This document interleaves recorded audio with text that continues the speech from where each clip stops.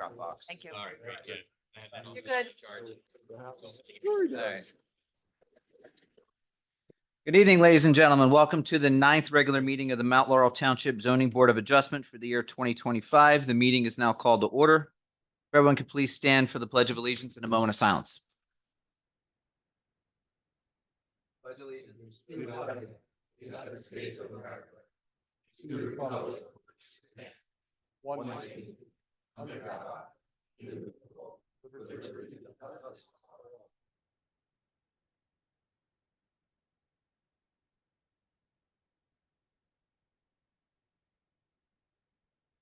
Thank you. The secretary could please call the roll. Mr. Dannenfeld. Mr. Francesco. Sorry. Mr. Francesco. I'm here. Mr. Gray. Here. Mr. Holmes. Here. Mr. Kramer. Here. Ms. Lopez. Here. Mr. Sharp. Here. Mr. Sy. Thank you.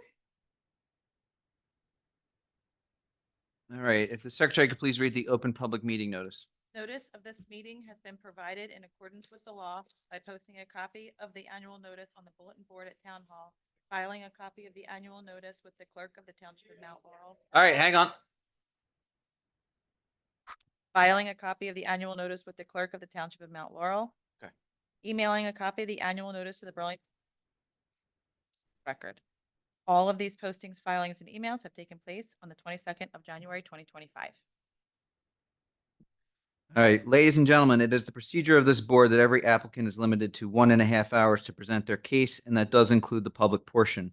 If for any reason the application exceeds 1.5 hours, it will be continued to the next available meeting unless the board is polled and agrees to continue the public hearing. No application will be initiated after 10 p.m. If you have a cell phone, please silence it. Do that myself. If you intend to speak during the public portion, when we get there, there is a sign-in sheet up there so we can get your name and address to make it part of the record. Everyone tonight, this includes our professionals, board members, everyone else. It is very important that you speak into microphones tonight. We are not used to having a crowd that needs to hear us all the way in the back. So please make sure that you do use the microphones. And I'll ask the people back there, if for some reason you can't hear something, just let us know like you did before, and we'll make sure that we're projecting enough for you. There are agendas for tonight's meeting up at the podium there. Let's see. We do have one announcement that the application related to Paul Milby ZB 24-C-07 has been adjourned. The applicant will have to renotice when the hearing is rescheduled. We do have some minutes to adopt from the October 8th, 2025 meeting. Is there a motion? So moved. Motion by Mr. Franciscone. Is there a second? Second. Second by Mr. Sharp. All in favor? Aye. Any opposed? No, I'm an abstention because I wasn't present. Mr. Chairman? Yes. I don't know if, is that working? With regard to the Milby application, I drafted a resolution to memorialize the adjournment.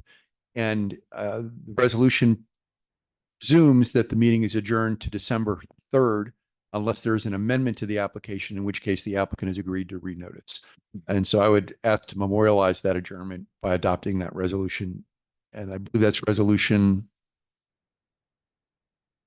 2025 ZB 21. You could do it all in favor of adopting that resolution.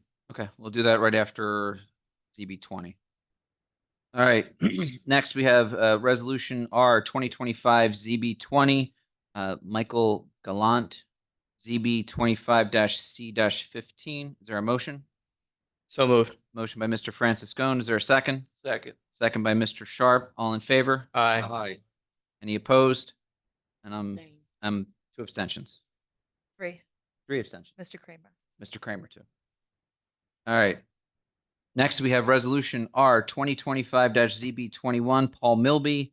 This is the resolution that council was just addressing, that right now it is adjourned to December 3rd. Unless the application is amended, then they have to renotice. Is there a motion? So moved. Motion by Mr. Franciscone. Is there a second? Second. Second by Mr. Sharp. All in favor? Aye. Any Aye. opposed? Okay. Next, board professionals, can you please stand and raise your right hand? Do you swear or affirm the testimony you will give this evening will be the truth, the whole truth, and nothing but the truth? I do. I do. All right, they've all answered in the affirmative.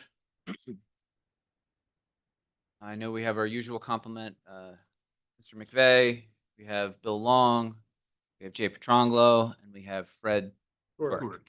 Okay.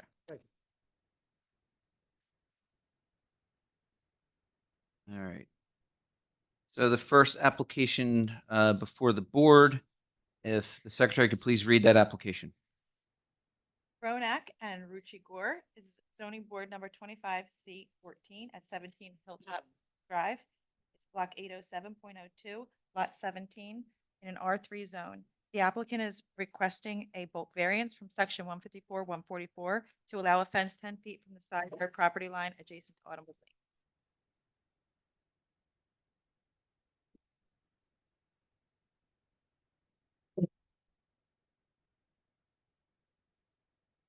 Good evening. Oh, hold off. Show start.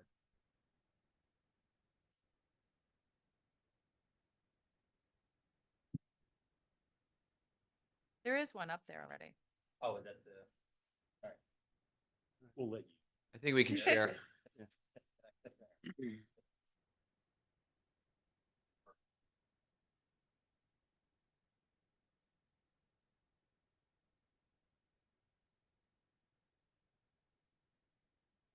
Good to go? All right. Good evening, and thank you all for having me and getting me on. My wife and I, at least, on for presenting tonight. I have All right. Yes. this one's now closer. You just gotta be closer. All right. Sorry, I said thank you for having us and getting us on the schedule so quickly. On behalf of my wife and I have our highly talented landscape architect professional, Steve Chaperny, here helping me. Stay on that mic. I'll stay on the mic. I have Steve Chaperny from Beechwood Landscape here with me to help kind of articulate the needs in a more technical manner. But we are here to request the variance on the fence for a setback perspective and a height perspective. Okay. Can you raise your right hand? You swear or affirm any testimony you're about to give tonight will be the truth, the whole truth, and nothing but the truth? Yes. Okay. We should do you too. Do you swear or affirm the testimony you'll give this evening will be the truth, the whole truth, and nothing but the truth? Yes. Okay. And you're gonna have him testify about the application, or are you gonna explain it first? Let me explain the ethos of it. Yeah, so I'll explain Okay. the background of it first, and then in terms of the technical component, I'll have Steve chime in. So my wife and I, we moved in 2021, and then shortly after, we had two kids. So we have a 3-year-old and a 1-year-old at home, and they love to explore and go in places where they shouldn't go, despite our best efforts. We live on a corner lot that is extremely busy. There's 2 neighborhoods. There's 3 actually connected, and the way the exits are going on to Elbow, folks go in and out through that all the time, even though they have sort of the exit that is connected to their neighborhood. So we have tons of through traffic coming. And what I've realized now with so many electric vehicles, people are going 0 to 40 in like half a second, and they go very, very quickly. So the fence is designed obviously for safety. In terms of the items with respect to setback, meaning from the standard for a side lot, which is considered a front, is 30 feet. We're requesting a 10-foot setback. And then from a height perspective, I believe we had 54 inches. 54 inches is the request Just- part. Just to clarify, there Yes, is sir. no height requirement. The Beautiful. applicant is asking, fences are not allowed in the front yard zone. They're asking for variance to allow the fence to be within 10 feet of the right-of-way line, and their fence will conform Can't hear to the you. height requirements. All right, Jay? microphone close. Yeah. Very rarely do I hear people can't hear me.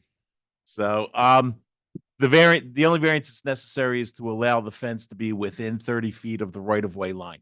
The height is compliant with ordinance. Okay. So you understand that essentially the only issue is where it's located, not the height. Correct. Thank you for the Okay. clarification. Thanks, Jay. You can continue. And that's it from a family and a child safety perspective. Having the setback there allows them to maximize the area for use and play. while also keeping them safe. So that's really summarizes it without going into, extraneous detail. Okay. Do you want to go over the plan? I brought in some handouts, 8 copies of what you'll see over here. If it's a little easier, I'll hand that to. Sure.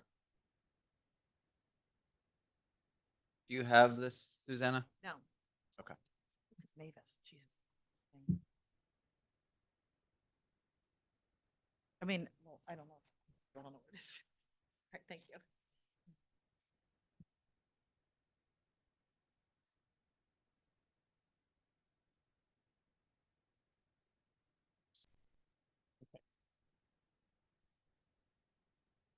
So for the record, it appears that the applicant is handing up a 4-page exhibit, which is page 1 of which is a colorized site plan consistent with the site plan that was submitted along with the application.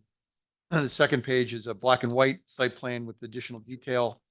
And the third and fourth pages are 8.5 by 11 sheets, which show detail regarding the fence. So, Mr. Chairman, if we could refer to them collectively as Exhibit A1. Okay, well, thank you for the time this evening. Would like to just go over the layout. You know what? It may be easier if you pick up the microphone and hold it, so that way when you're turning your head back and forth, they can still hear it. Would like to just go over the layout of the fence. So up by the garage, there is a small portion of the fence. We have a small little trash enclosure there for the trash receptacles. That fence right there will be a solid 5-foot vinyl fence, so it does see beyond the 30-foot setback line. You'll see, if you look, refer to the black and white plan. We denoted the area of fence where it crosses over the setback line in red. So there is a small section of the 5-foot high fence that will cross over. Once we get to the walkway that enters into the backyard, that's where we transfer over to the 54-inch high fence, where that'll be an aluminum picket style fence, open air, that'll come down 10 foot away from the property line, and then traverse all the way back to the far back property line, and then ultimately make a left on the back property line, and then cross back over the 30-foot setback line. So that'll all be open air. The colorized plan that I wanted to present to the board was kind of the secondary objective. So I've been working with the Mr. and Mrs. Gore for a couple of years. Since we built out the deck area, that's a covered deck structure, patio and what have you for the family as far as entertainment. So once the fence is installed, the ultimate plan is then to develop a further privacy long autumnwood lane, and then for the play area in the back. The reason for the height of the fence would be also to leave our options open for a potential pool in the backyard as the kids get older. So according to the plans we have, all of the trees that are along Autumnwood are going to be removed? No. All the existing street trees are Yes. remain. Yeah. Oh, they remain. Okay. They remain. Just didn't know how that lines up with Right. this because they're not. All the trees are on the black and white, and all the trees are both on. I see them on the black and white, but on the color one, it looks like they were all. We just didn't render them in. We kind of wanted to highlight the landscaping. They're there. Oh, okay. The landscaping's underneath of The landscaping is canopy of the underneath it, tree. yes. Yeah, they're all labeled existing red oak. We went through and identified them, oak, maple. So they are identified on the plan. Jay, this is one of those situations where we got two frontages. Yes, it is, exactly, Mr. Chairman. So the ordinance says frontage and then a side, what's called a side yard adjacent to a street, which is also a frontage. So the fence is not allowed in that 30 feet of the right-of-way for Autumnwood.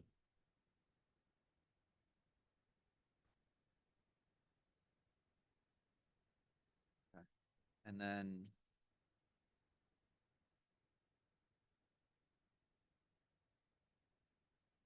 And then in the back, there is a grouping of trees. Is it inside or outside of where those existing trees are? There's landscaping on both sides of the fence. The township trees are within the, or on the, or within the property line. But theoretically, they're not. I don't think there's an easement, a dedicated street tree easement on there. We are preserving those trees. There is a natural buffer along the far back line of the property, so if you had the opportunity to drive by the property, you would see natural vegetation. There is no intent to remove any of that vegetation back there, so all that will stay intact. Okay, yeah, that was, I was asking about the buffer in the back. Buffer in the back is going to remain, yeah. Well, the fence will just go through that buffer, so we'll probably clear 24 to 36-inch area, enough to get the fence in and just let it grow back.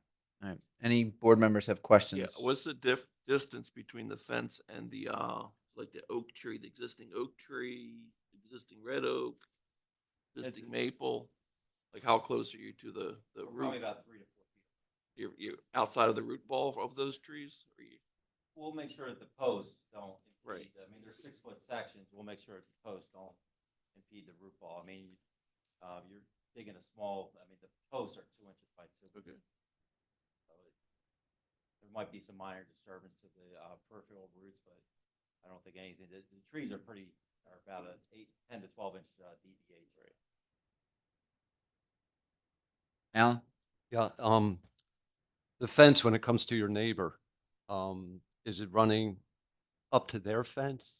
And you're going to use their fence, or is your fence going to be right parallel to theirs? They don't have a fence, Oh, so I thought I saw a fence there, no? No, there is no fence. Okay. None of the neighbors have a fence. Okay, my mistake. Anybody else?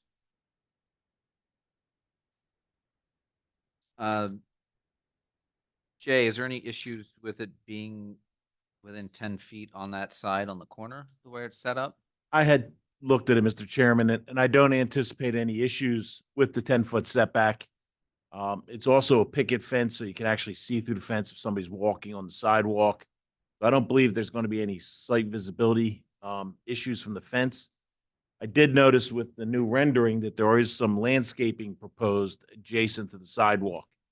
And my concern there is, does that impede the site visibility of the driveway so that somebody walking on the sidewalk could not be visible? We'll make sure that they're low plantings, not to exceed 24 to 30 inches in height. The larger plantings, it's really the back corner of the house line that we're just trying to pick up some additional privacy there. Yeah, I'm not worried about towards the house. I'm worried about adjacent to that sidewalk. Microphone? Yes. I mean, if you wanted to make that grass, you could certainly make that grass or just limit the height Well, of that. I would Right. say I was gonna say, right now, we're dealing with the fence part. We don't have like a site plan for the, they're related. Okay. So the concern is that if you're putting the fence in and then you're going to put all the landscaping on the fence side, on the street side, you're hindering the visibility.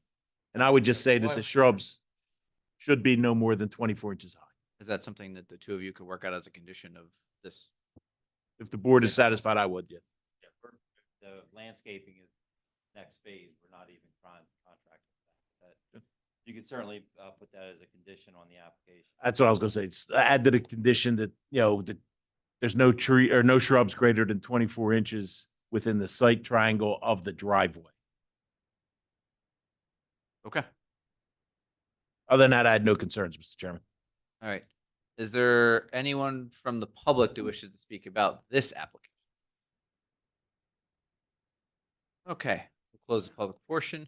Mr. Chairman, if I can Oh, interrupt, excuse sure. me. Just for a heads up for the property owner, if there is a landscape easement along the road frontage, you will need a license agreement from the township. So you should confirm or verify that there is or isn't. oh, absolutely, It's a certainly will. Different step. Sure, we'll do. Absolutely. Thank you. We'll make sure that that is also a condition in the motion. All right, yes. Did you do you have an association, a homeowners association? We do not have a homeowners association. Okay, anything else? Mr. Chairman, in the application, he has a C2 with the bulk variance. I think C1 would actually fit. It's not C2. So, and I'll, Yeah. Mr. Chairman, Mr. Trongolo can correct me if I'm wrong. I think an argument can be made that it's C1 and that it's a corner lot and that creates an unusual circumstance, a hardship. I think it also arguably is a C2 in that the fence provides a benefit in terms of safety to the occupants of the property and safety to the those who are traveling on Autumnwood. And so under a C2 benefit burden analysis, if the board was inclined to grant the approval, they could approve it under either the C1 or the C2 analysis. And I would agree 100%. Okay. Ed is never. Brian, you want to make a motion? I will make a motion to approve,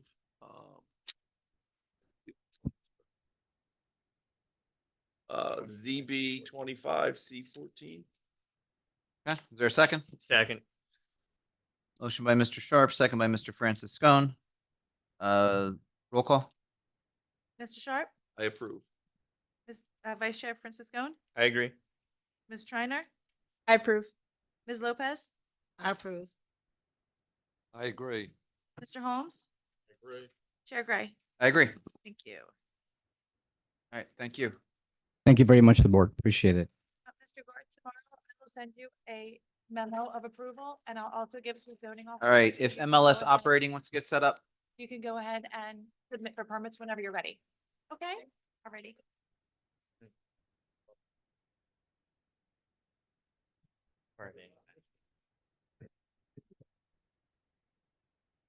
Ed, is MLS operating all the way in the back? Oh, they got him. Thank you. They're in the extended waiting area. Okay. We're in the Admiral Club. They must have it. Just throwing things, Oh, sorry. Sorry, Mr. Chairman, we were having drinks at the bar. I heard we have full concierge service tonight. Council could get your appearance and we'll have the secretary read the application while you're getting set up. Very good. For the record, James Burns from the law firm of Dembo Brown and Burns on behalf of the applicant, MLS Operating LLC. We are here before you tonight, Mr. Chairman, seeking major site plan. We're Gotta be on the microphone tonight. Very good. We are before you tonight, seeking major site plan approval associated with the conversion of the site from an indoor activity center to a self-storage facility, including the addition of 8 single-story self-storage units. As the board may recall, we were before you back in November of 2024, actually November 5th. The only difference is there was nobody in the Yes. joining us as packed as it is tonight. But we did get use variance approval at that time and bulk variance approval for 7 parking spaces, where 72 is required, and for a setback variance of 7.5 feet where 35 feet is required, given the nature of the use and the limited volume of patrons that would be coming to the facility. All right, hang on one second before you go further. I just want to give the secretary an opportunity to read the application for the Oh, I record. apologize. MLS operating at zoning board number 25D11 at 14 Federal Street, block 1304.09, lot 10, in R1 zone. The applicant seeking site plan approval for multi-building self-storage facility. A use variance was granted on November 6, 2024. All right, so the issue is not tonight whether or not a storage facility is appropriate there. This is just about what the storage facility would look like, just so the crowd understands what's going on. This is sort of a continuation of something we started a year ago. Council, which witnesses do you have tonight? Mr. Chairman, I have with me tonight, Mason Cohen for the All applicant. right, I'm going to really need you on the microphone. I have with me tonight Mason Cohen for the applicant, and Greg Bogia of Bogia Engineering, our engineer, as well as the last expert for landscaping would be Donald Haas, also of Bogia Engineers. All right, if all three of them want to come up, we'll just swear them all in at the same time. Raise your right hands. You swear or affirm the testimony you're about to give this evening will be the truth, the whole truth, and nothing but the truth. All right, all three have indicated in the affirmative. All right, council, proceed. With your permission, Mr. Chairman, I'd like to begin by asking questions of Mason Cohen on behalf of the applicant. Okay. Mason, if you could state your full name and address for the record.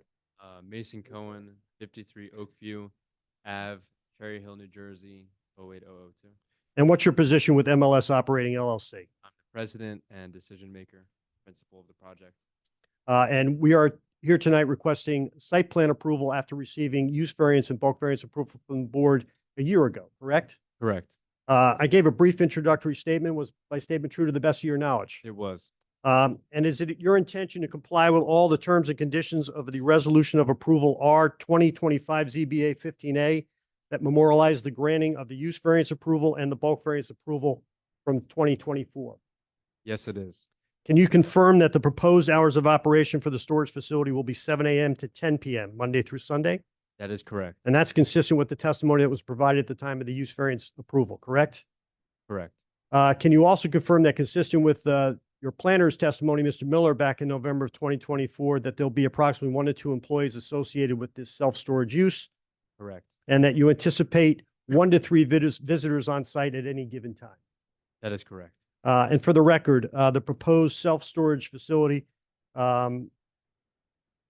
is the proposed use is a self-storage facility and related improvements, correct? Correct. Will the buildings be constructed on site be substantially consistent with the architectural renderings presented as part of the application? And will you agree to this as a condition of approval? Yes, they will be, and yes, I will. You are proposing signage for the property, correct? I'm only proposing to reface existing signage on the property. And we have some exhibits that we'd like to enter into the record, Mr. Chairman. They're exhibits of the proposed signage. We can mark them A1 and A2. Okay, If I can present these to the board. they're not already in the packets. We provided for tonight. And Mr. Chairman, if I may, just to clarify, all you're proposing to do is reskin existing signs? You're not adding any additional signs, expanding the area signs? That is correct. We're not planning on expanding the existing signage. We're not planning on minimizing the existing signage. We're simply reskinning or refacing the signage that is already on site at the property Okay. as of when we acquired the property. Very good. So, Mr. Chairman, members of the board, as long as those signs were existing legally, there's no issues or variances or waivers necessary for them. Very good. Thank you. Thank you. Thank you. We'll mark these, A1 and A2. yeah, let's just wait till council has a copy so he can Sure. So, identify. Mr. Chairman, I would suggest that the exhibit showing the existing freestanding sign be marked as A1, and the exhibit showing the sign to be placed on the side facade of the building be marked as A2. Thank you, counsel. Mason, can you also confirm that the street address will be displayed in keeping with township ordinance requirements? Yes, it will be. And please clarify whether any irrigation system is being proposed as part of the application. No. Thank you. Now, just for the record and to remind the board, your company made significant efforts to acquire most of the property surrounding this site, correct? Yes, that is correct. And that included a previously existing junkyard that surrounded the site, correct? Microphone. Correct. We acquired a junkyard, which is now completely cleared.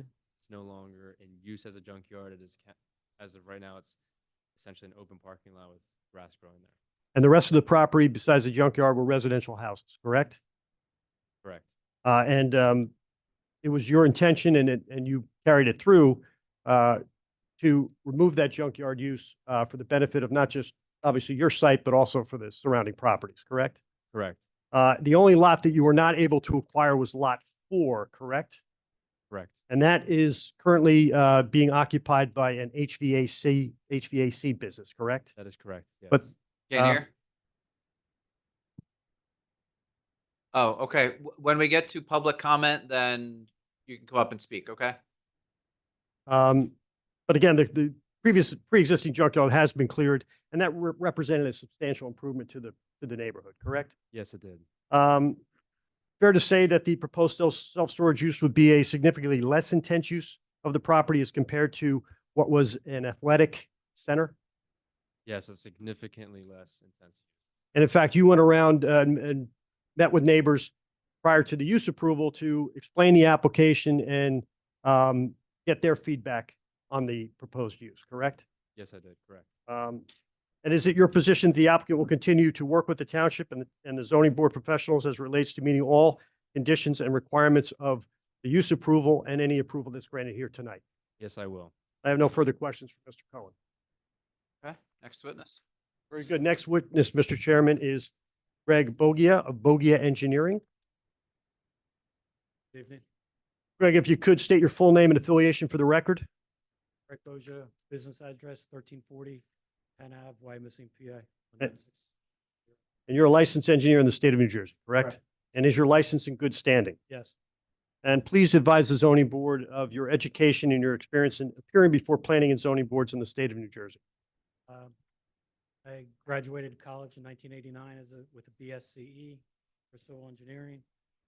Proceeded to obtain my professional engineering license. Mr. Chairman, if I could interrupt for a moment, I have had experience working with Mr. Boja and his firm and his associate, Mr. Haas, and I would, I think the board can accept both Mr. Boja as an expert in site civil engineering and Mr. Haas as a landscape architect, based on my prior work with them.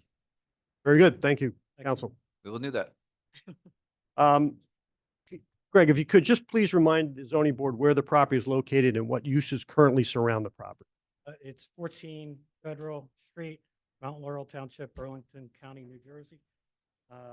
Surrounding the property is housing, some industrial, and the previous junkyard that's been removed.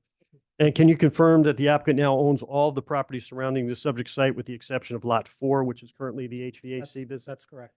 Can you please advise the board how access will be provided to the site? Access would be provided to the site there off Federal. And then there's an emergency access off the other. Off of Sherwood, correct? If you could, please describe what's proposed with the site plan, including identifying the location of the existing structures and proposed new storage units. And for the record, this is all part of your, the application package, so you should have these plans.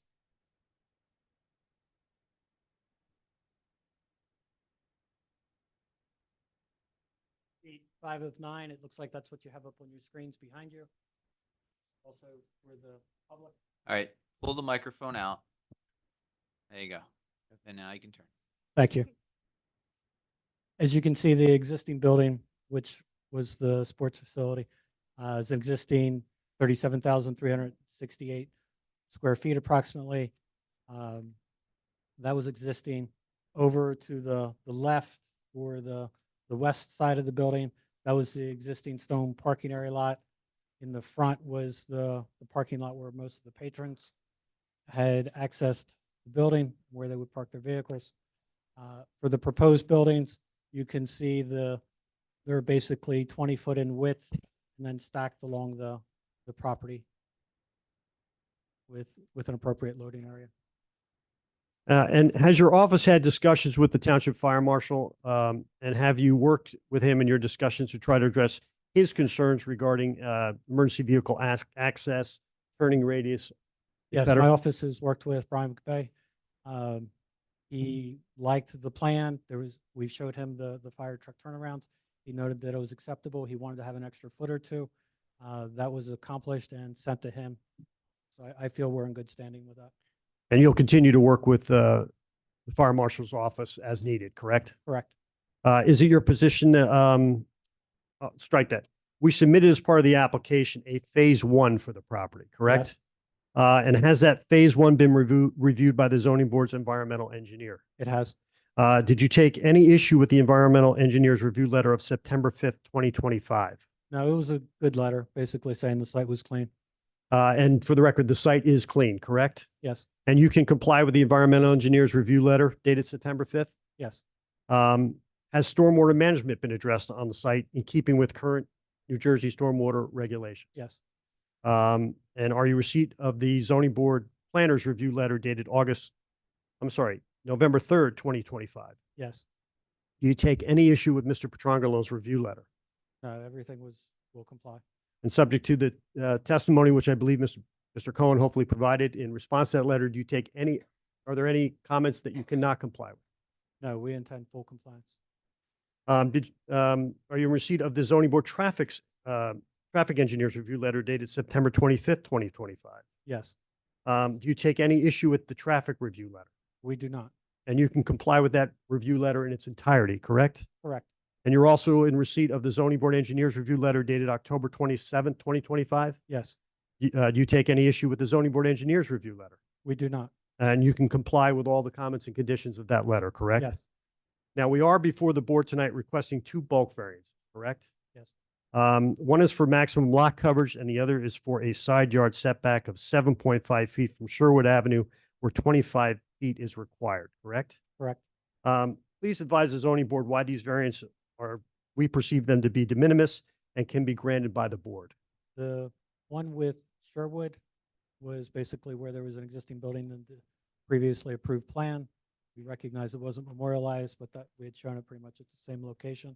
And what was the other one that you had asked for? It was the lot coverage, The lot coverage was 30, 30% for the building coverage, and I think 25 was permitted, and usually that's just, you try to get the economy of scale when you're working with storage facilities to make sure that there's enough there to really drive the business and make it a positive and functional business.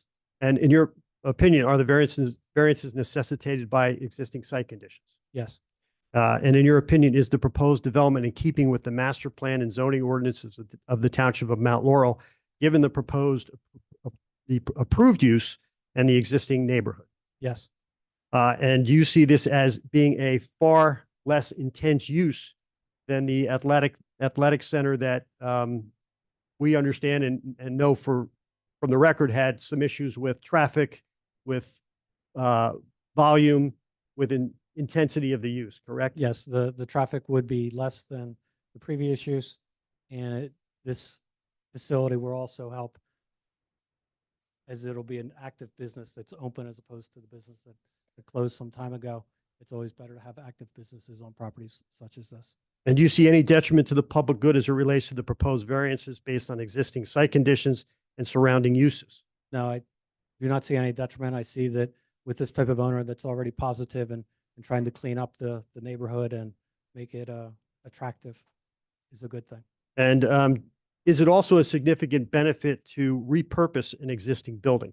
Yes, And that's what we're doing here, correct? yes, Now, the zoning board granted the applicant use variance approval and related bulk variance approval back in November of 2024, after recognizing at that time that the variances could be granted without substantial detriment to the public good and without impairment to the zoning plan and zoning ordinances of the township, correct? correct.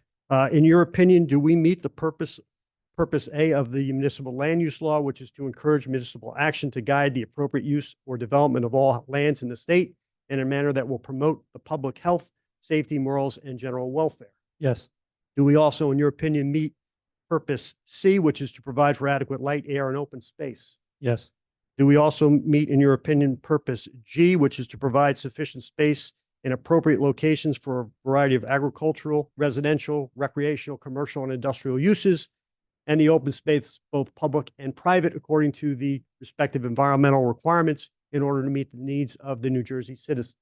yes, And lastly, do we meet purpose I, which is to promote a desirable visible environment through creative development techniques and good civic design and arrangement? yes, And in your opinion, is the board in a position to grant the variances requested and approve this site plan, given the existing use approval and previous variances granted by the board? it does. Very good. And again, you can comply with all the professional review letters, and your office will continue to work with the board's professionals and the board as needed moving forward with the development, correct? Yes. I have nothing further from Mr. Bogia. Just a question I have while you have him up there. When this came before the board last time for the use, I know the board did not approve, and I think the applicant had withdrawn the request for the setback relief off Sherwood Avenue. Has the placement or the size of the building along Sherwood Avenue changed since that last hearing?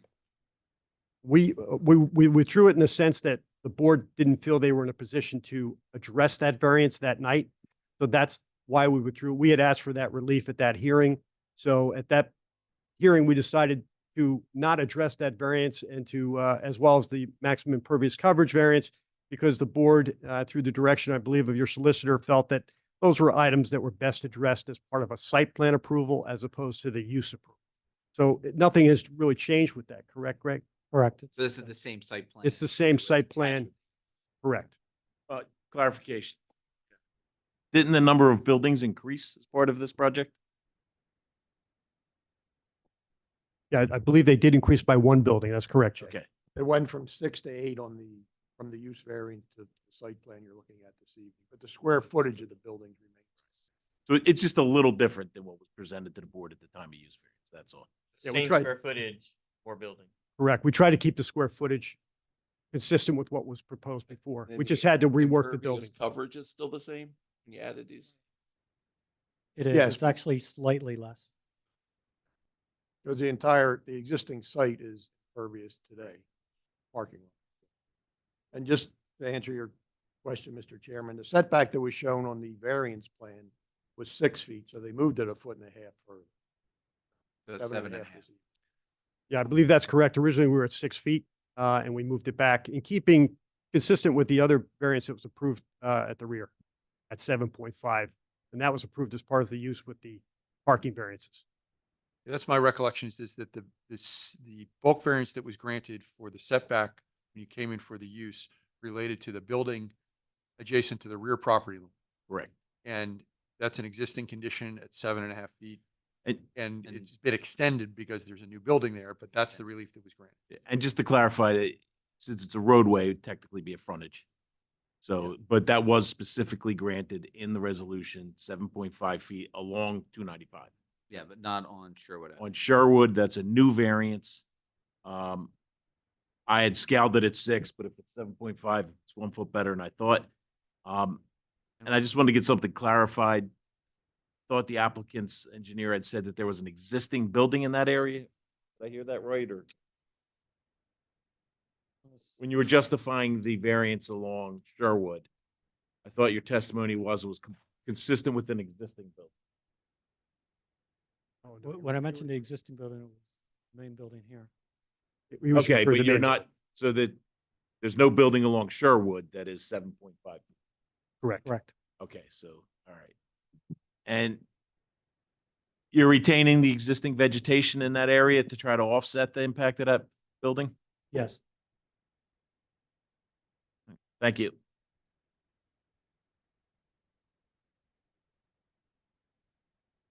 And pursuant to the testimony from last time we were here, we are willing to work with your professionals regarding any supplemental landscaping that they feel is appropriate. We want to make this site as attractive as we can and really make a benefit and improve the existing structure on site. Next Those are all my witnesses. I have our landscape architect here if you want to have any questions for him regarding that, but I was just holding him in case anybody had any questions. We can show you the architectural of the elevations. We have those, so maybe, Don, if you want to come up and just give the board a sense of what we're proposing and what it will look like. Essentially, the building is going to look the same as what's there. It's going to get cleaned up. And there's going to be a new roof. So it'll be fixed up from what the existing conditions are. So the elevations here are going to have some of the, say, loading doors get filled in and different loading doors opened up so that it's more conducive to the customers coming in and out. And that lines up with the loading zone that we put at the front of the building. And wait, just so we have it on the record, you're Don? Donald Hawes. I Okay, apologize. just want to make sure. Thanks. So we just, the doors will get reconfigured along this frontage of the building here to match up with the loading zone. And just for clarification, with the buildings were rearranged, that's why the number went up. Originally, there was this building was proposed all along the frontage here, and that was not conducive to a functional site. So the buildings just kind of got rearranged and realigned for better circulation for the fire truck and better use for the customers. And Don, is it true that these buildings at the rear will be screened by the large existing building? And what's behind those buildings? Is that the highway? The highway runs along the north side here, and this is existing vegetation and wooded area that's going to remain. All the vegetation along Sherwood is going to remain except for a small piece here, which was for emergency access that the fire marshal requested. And the roadway along Sherwood will continue all the way through, correct? Correct. That will not be changed in any way. It will not No be. changes to that. Very good. Just so that I'm clear, the request for the bulk variance is in relation to building 6 along Sherwood Avenue. Is that correct? Building 7. Building 7? And 7, correct.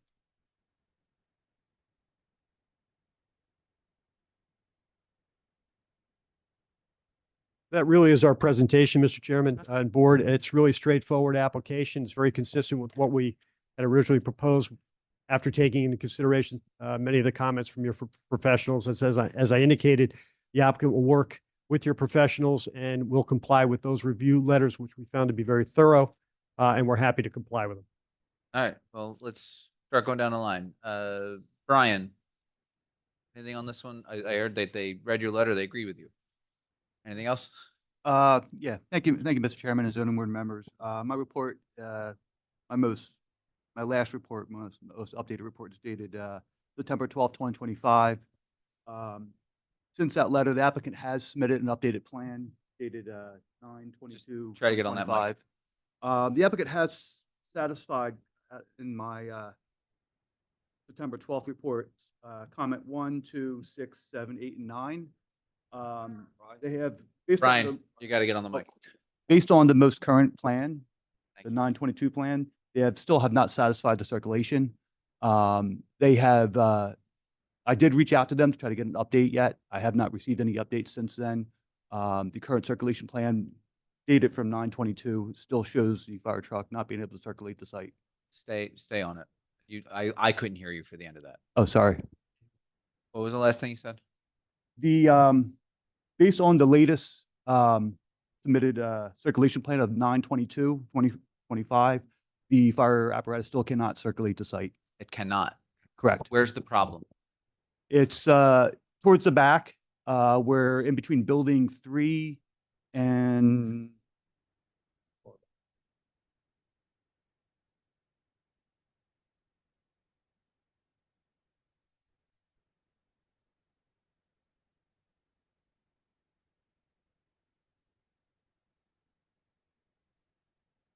between building 3, 6, 2, and 1. We need Between to- building we need 3, to just take a quick break. So you can take a look at what you needed to for that. And we're just going to take a couple minutes. Thanks. Anyone else needs to get up, stretch? Go ahead. Go talk to him. I don't think he has the right.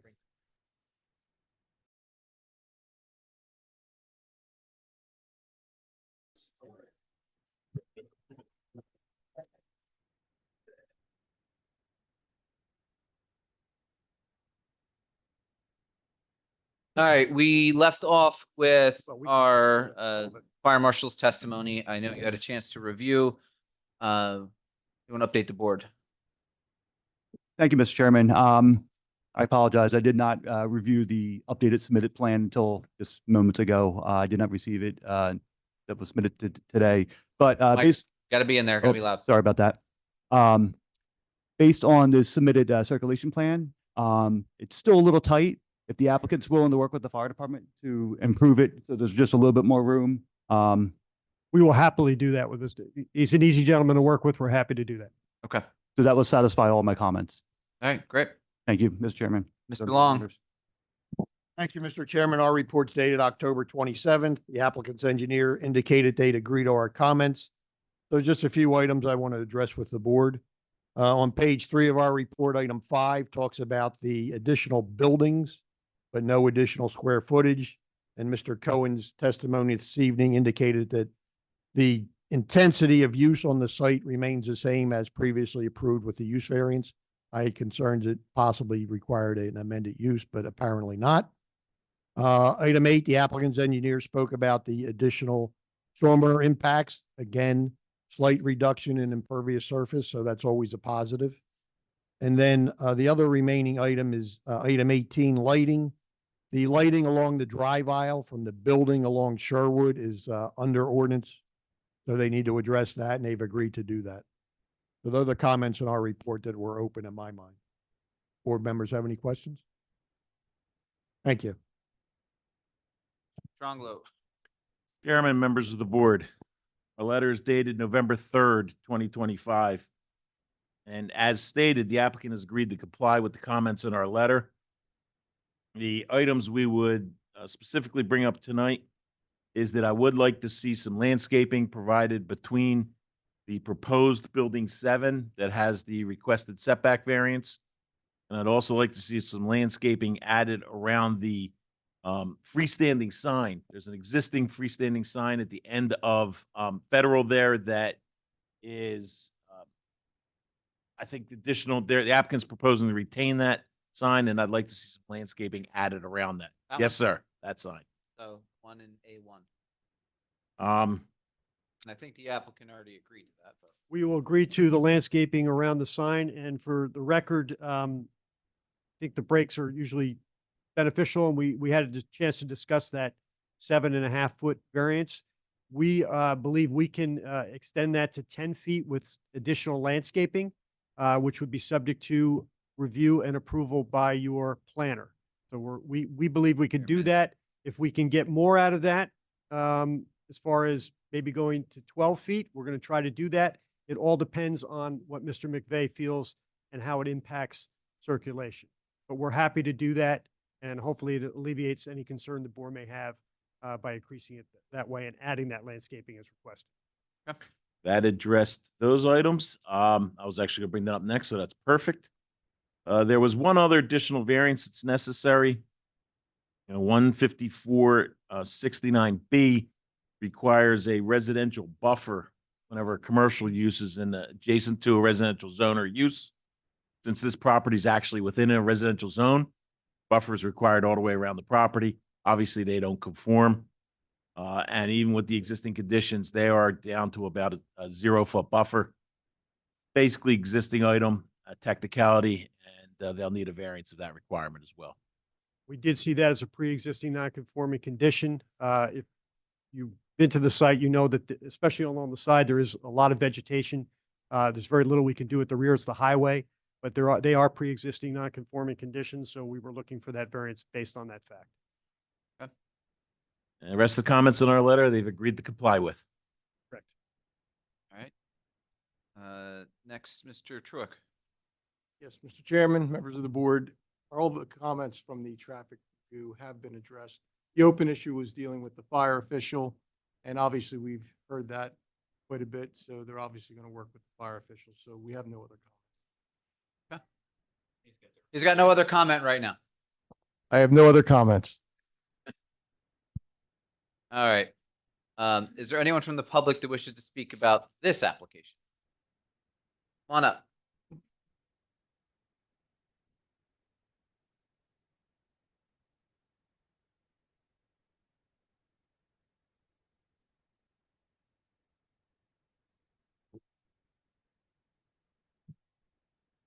All right, can you just Sign in here? Sign on that list, please? Yes. Okay.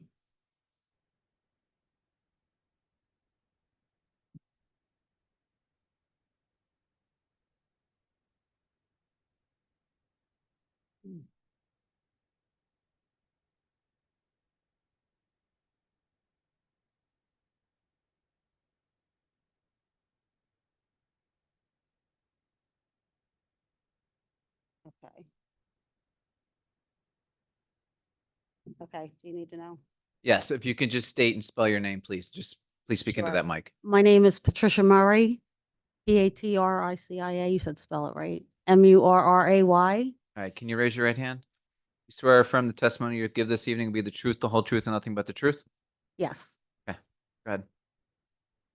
Yeah, so I live at 23 Oregon Avenue, and I also own the property on 7 Sherwood Avenue, which is Mount Laurel Heating and Cooling, which is right across from this property. The lot 4, Yes. right? That they didn't Correct. purchase. Okay. Yes. So my question to you is, because we seem to be blowing right past the zoning completely, is this property residential? Does it have non-conforming rights? Did I miss a zoning board meeting somewhere where they got non-conforming rights for There that was property? a meeting in November of last year where the applicant came before us seeking permission to use this lot as a storage facility. And the board had approved that use as a storage facility, converting it, I guess, from the gym that it is now to use Was it. I notified for that? 'Cause- Every property and this owner. wasn't the plan, this wasn't the planning meeting. This was an actual zoning board meeting? This is a zoning board meeting. Every property within 200 feet of that is required to be noticed, which is verified by the board secretary. And then they got approvals at what, the planning also? They only came to zoning board for the. Okay, so use this was the appro- meeting. Was it originally postponed? Like, in other words, was it scheduled and then it was postponed? I don't remember what the Because schedule. I know I had got a notice and I came because it was scheduled. And when I got here, they said it had been postponed and it was postponed until, I think it was November something. And then the day before the November meeting, Eric Cohen called me on the phone and told me, oh, that meeting has been postponed again. And then come to find out the meeting was not postponed again and he got all of his approvals. So, which really made me angry because I had every intention on being there. I came the first night and the second night he called me on my phone.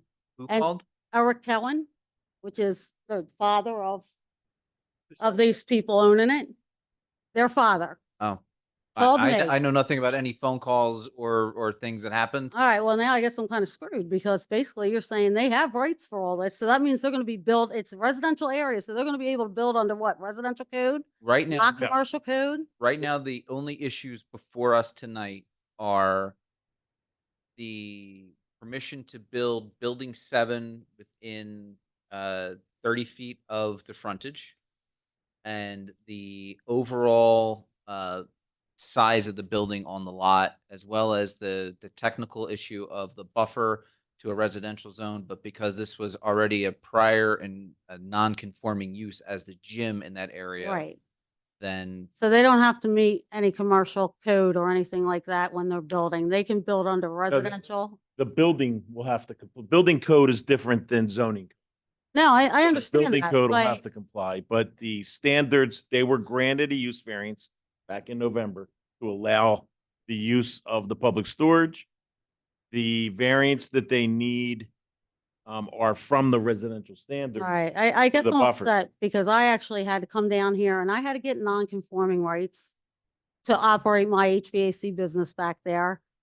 I put a building on it and since it was non-conforming, I did not have to comply with all the commercial stuff. So all the lighting that goes with that, the drainage, all those things, I didn't have to do because I was just putting a pole barn on my building.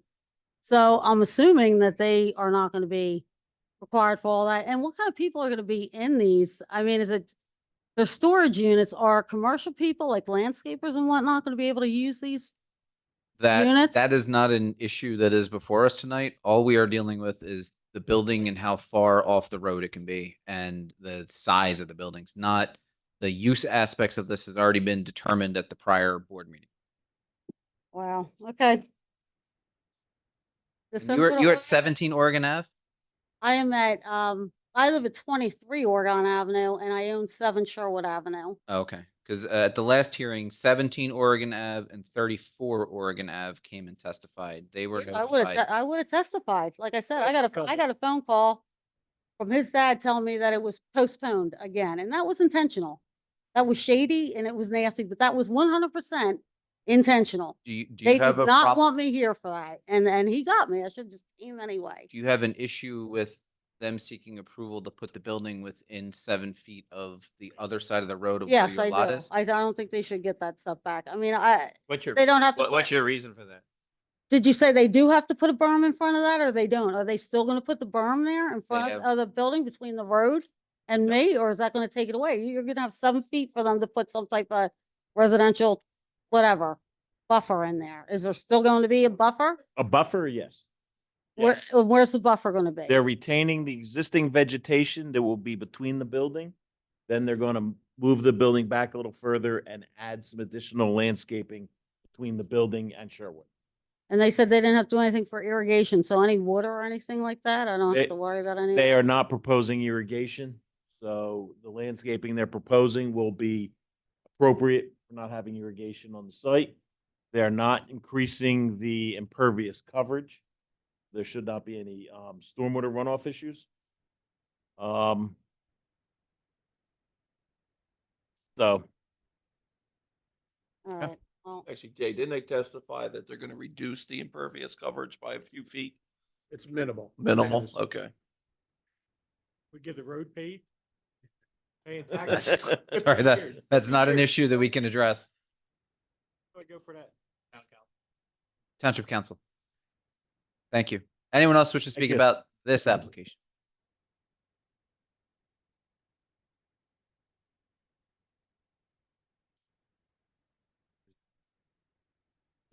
She was sworn. He wasn't. Just write your name on the list, please. Yep.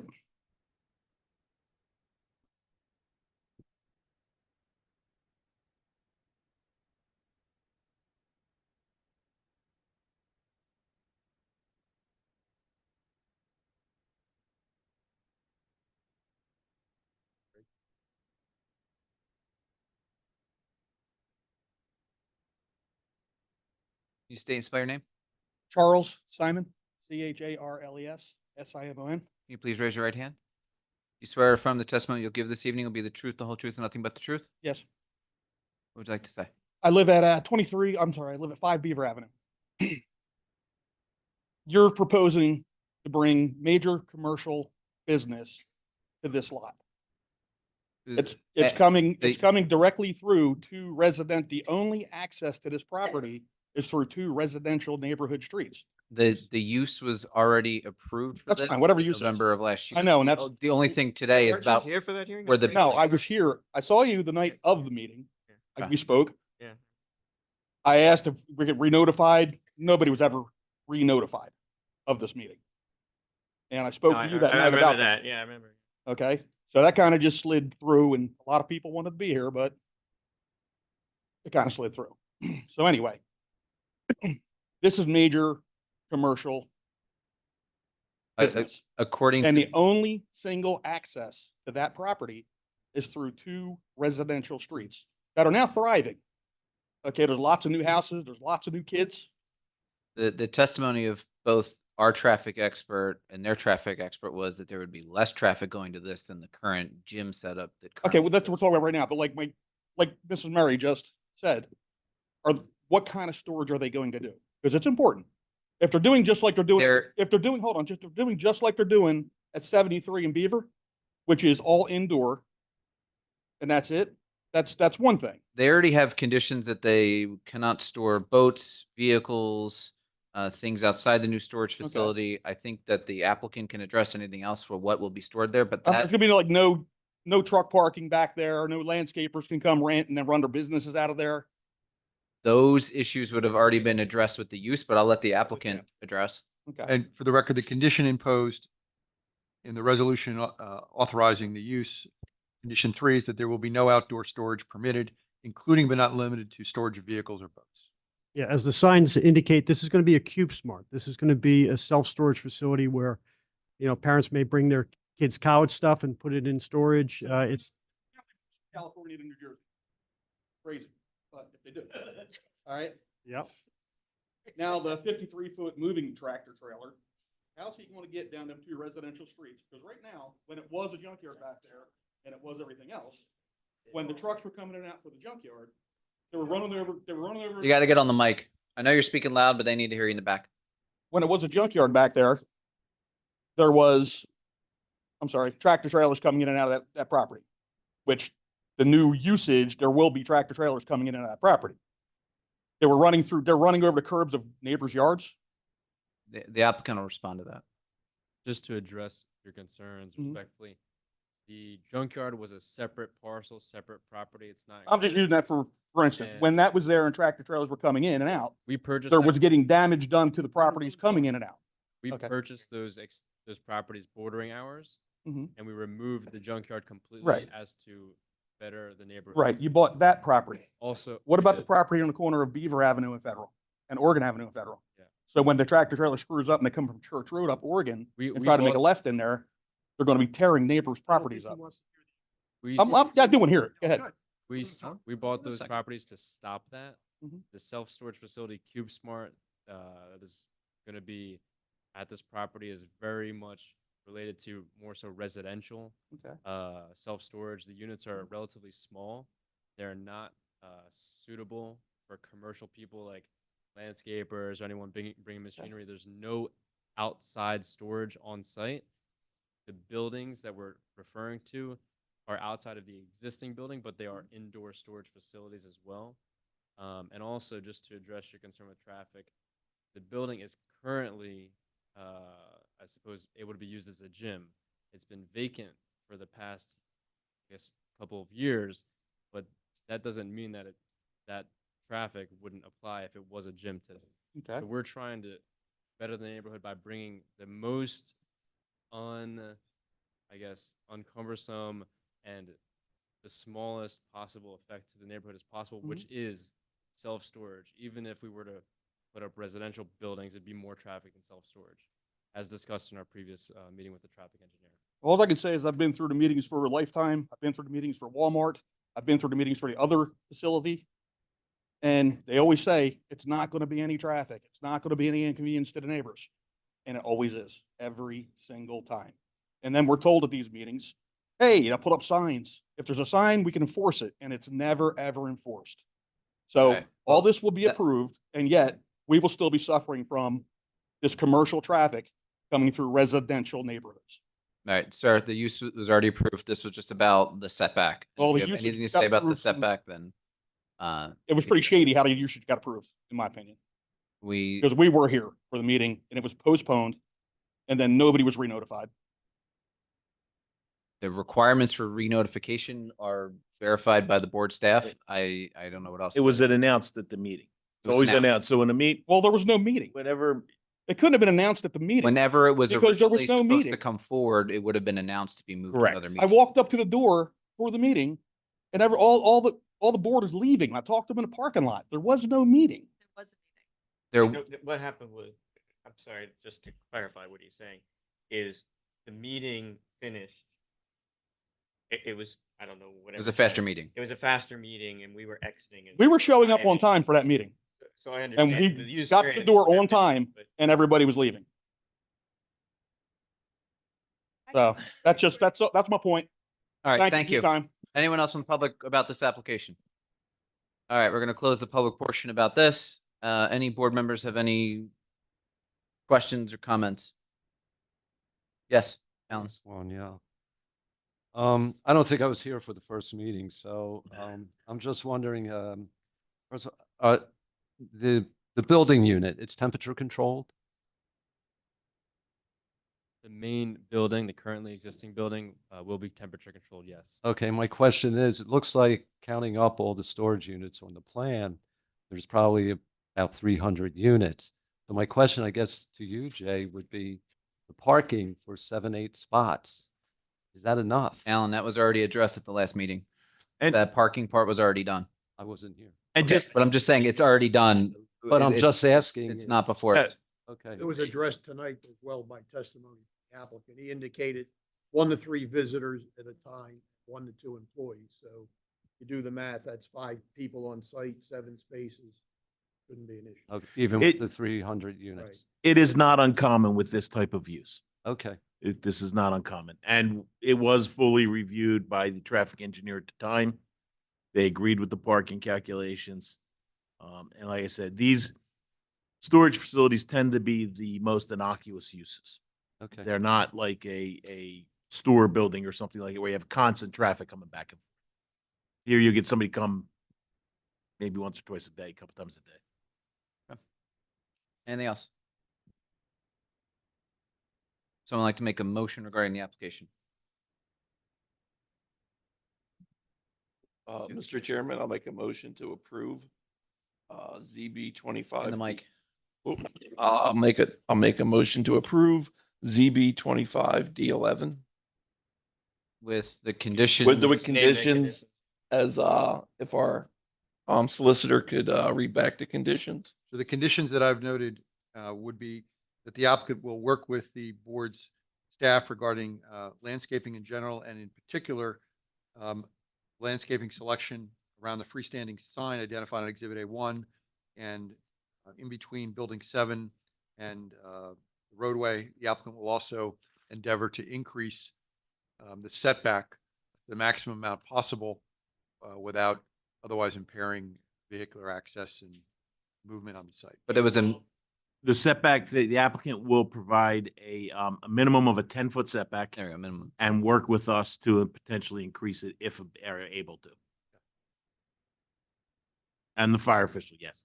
And with regard to the acknowledgement that there are pre-existing nonconformities, unless the board staff has a specific request, my preference would be to, in a resolution, acknowledge that they are pre-existing nonconforming and lawful rather than to grant a variance. They're impacted by this application.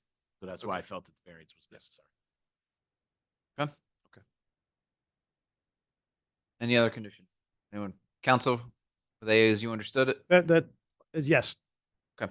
All right, so we have a motion by Mr. Sharp. Is there a second? Second. I'm gonna call you by your first name. I know. Lopez. It's Lopez. I know you can say that. Like I know. Adela. I was like Adela's second. Couldn't remember Gray. All right, roll call, please. Mr. Sharp, I approve. Ms. Lopez, I approve. Ms. Chiner, I approve. Mr. Kramer, I agree. Mr. Holmes, I agree. Vice Chair Francescone, I agree. Chairman Gray. I agree. Thank you. Thank you for your time tonight, ladies and gentlemen. Appreciate it. Adela. Yeah, I know you had a moment. You like, what are we doing? It's about to go. Switch it around. It's gonna be my first. I was gonna say Adela. That's all right. I couldn't remember Chris Gray. Yeah, earlier today, she. Are we pausing? Right. Oh, that's, Yeah. Mason, that's ours. Hey. Hey. All right, if, all right, if Mavis Tire wants to get set up, we are moving on to that one. We're gonna take a 5-minute break before we start that. All right, if the secretary could please read the next application. Mavis Tire Supply LLC, zoning board number 20. Zoning board number 25 DO6, 860 Union Mill Road, block 605, lot 24.01 in an NC zone. The applicant is seeking a use variance from section 154-37, a parking variance from section 154-69, and bulk variances from sections 154-39 to allow motor vehicle service station where the use is not permitted. All right, counsel for the applicant, please have your appearance. Yes. Good evening, Mr. Chairman, members of the board. Frank Ferraro with the firm of Ferraro and Stamos here on behalf of the applicant, Mavis Tire Supply LLC. All right, and I understand we do have a party that is wishing to intervene in the matter too. Can they come forward? Yes, Henry Chow, law firm of Hill Wallach, on behalf of the objector, Holiday Village East Community Services Association.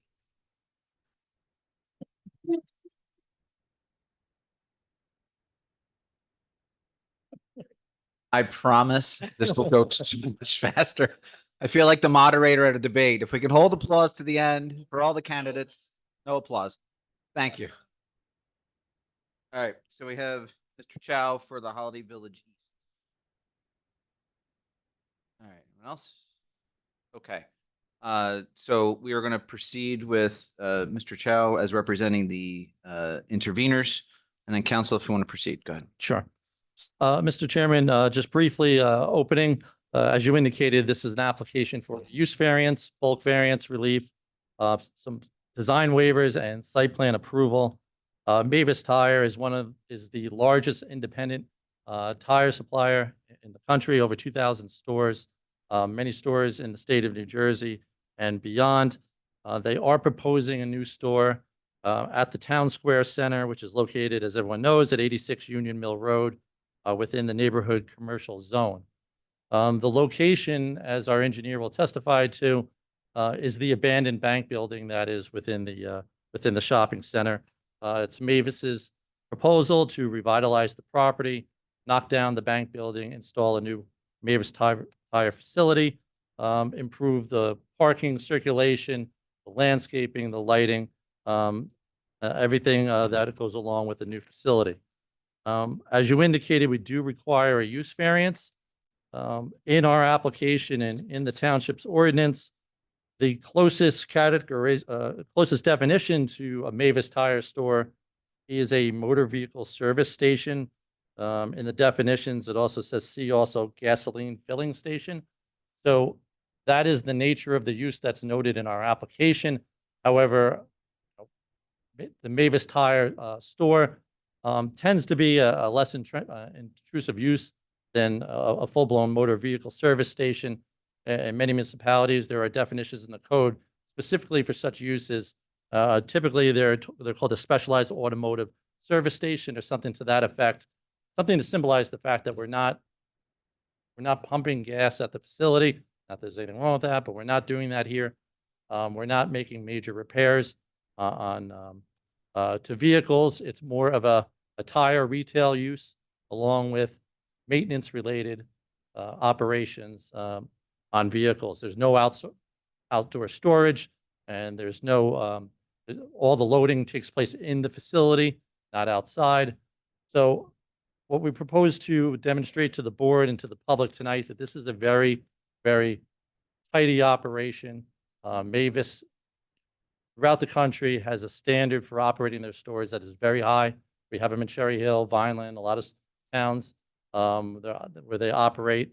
And the facility that we were proposing here, we believe will be top notch as well. As far as presentation, we do have 4, perhaps 5 witnesses for you. We have our civil engineer who'll run through the site plan and demonstrate how this particular site can accommodate the proposed use. The property is oversized, and we'll have no problem accommodating this use within the existing shopping center. We also have our traffic engineer to demonstrate, although we have a parking variance, in this case, according to the code, 73 spaces are required, 23 are proposed. Our traffic engineer will run through his analysis to demonstrate that the proposed parking is more than adequate in his analysis and based upon parking counts that have been taken from other Mavis stores in the area. As I indicated, the building will meet all applicable setbacks, the exception of an existing non-conforming shed, which has been on the property for, as long as I believe the bank had been there. We indicated there was a variance for loading zone and short-term loading space. The engineer will address that since there is no outdoor loading that takes place. And then there are a couple of waivers, sidewalks along Union Mill, plantings to screen the service space from the street. We do have a landscaping plan that we're going to show the board in public. And obviously, Mavis is always willing to work with the town's professionals if those landscape plans have to be enhanced. We have a variance with respect to the number of building facade signs and also the size of those signs.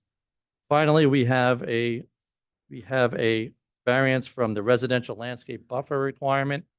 To the north of the property, we have a trash enclosure that'll be 44 feet from the northerly property line where 50-foot buffer is required. I'm going to call it behind the Mavis Tire store. There is also a 50-foot landscape buffer. Okay, gotcha. Okay, we'll get him closer. Maybe I'll try holding this. Hold it or even grab the other one. Okay. Figure it out.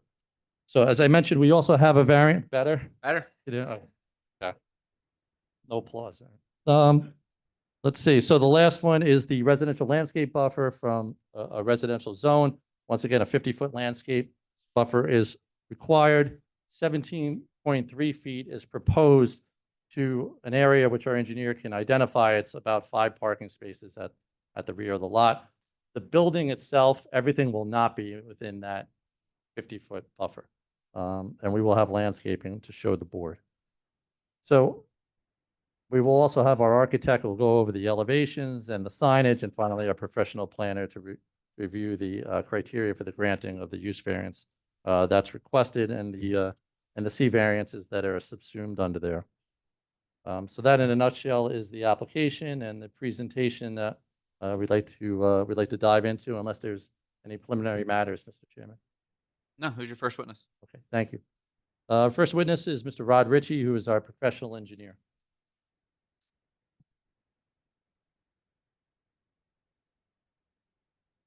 Can you raise your right hand? You swear or affirm the testimony about to give will be the truth, the whole truth, and nothing but the truth? I do. You hear that? I Okay. can, I can hear that. Just make sure you keep it close. Yep. And Mr. Ritchie, could you please review your background and qualifications for the board? Mr. if Chairman, possible? members of the board, we're very familiar with Mr. Ritchie's experience and known to be a qualified professional. And we're admitting him as a professional planner. Professional No, engineer. a professional Sorry. engineer, yes. Making sure, make sure we got the right profession on here. Good. Yes. And just to confirm, your license is in good standing, correct? Yes, it is. Okay, thank you. So, Mr. Ritchie, the exhibits you're about to testify to were either prepared by you or under your supervision, is that correct? Yes, that's correct. Okay. If you can just indicate where you want to start and just orient the board and public to the existing conditions and what's proposed. Sure. Okay, so the exhibit we're going to start with here, we can call A1, Exhibit A1. This is an overall aerial map of the site itself and the surrounding area.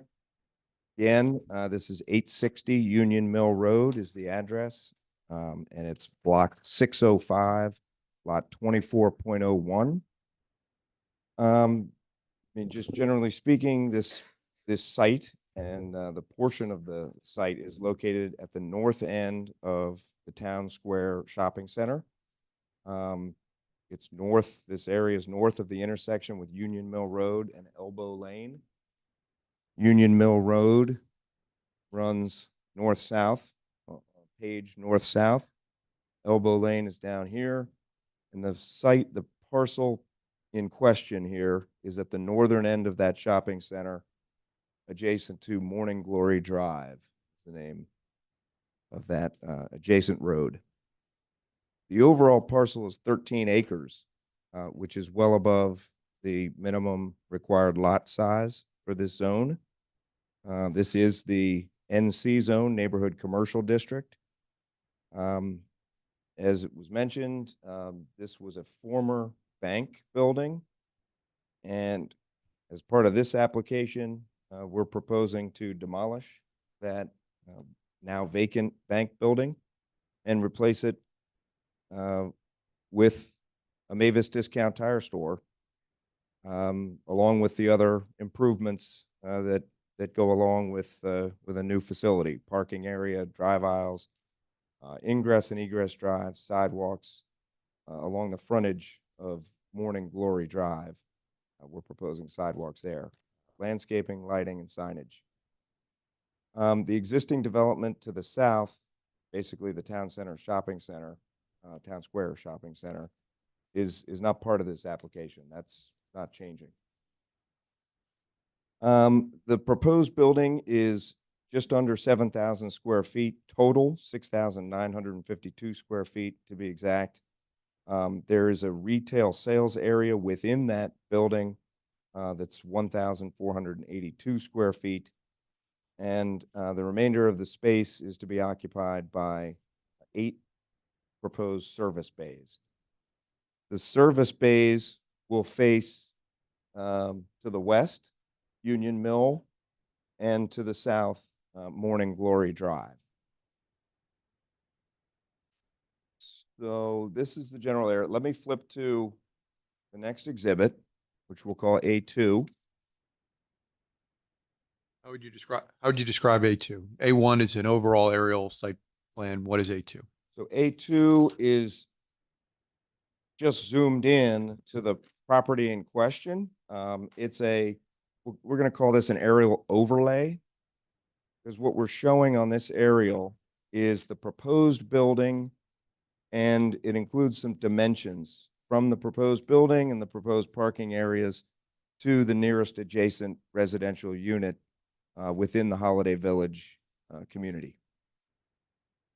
And so what I wanted to note before I really dive into some of the site plan elements, I want to note on this overlay that the proposed building will be located approximately 228 feet from that nearest adjacent residential building to the east. And the parking area, and those, that nearest adjacent building is approximately 150 feet to the property line that forms this parcel. All right, so that's just, I wanted to just describe that so that folks have a general sense of the proximity of those adjacent residential buildings to what we're proposing. So now, Exhibit A3 is a rendered colored version of the site plan that was submitted, and it actually does include the landscaping that we're proposing as well, which I'll describe in a minute as I get into the site plan elements. So just to talk a little bit about the site plan itself, I mentioned the building. We are proposing 9 by 18 parking spaces. We are proposing 23 parking spaces where, by the calculations as defined in the ordinance, 73 spaces are required. You'll hear additional testimony from our traffic engineer about some comparisons and why we believe 23 spaces is adequate for the proposed use. Of those 23 spaces, 2 of them will be ADA compliant, and we are proposing 1 electric vehicle make-ready space as well.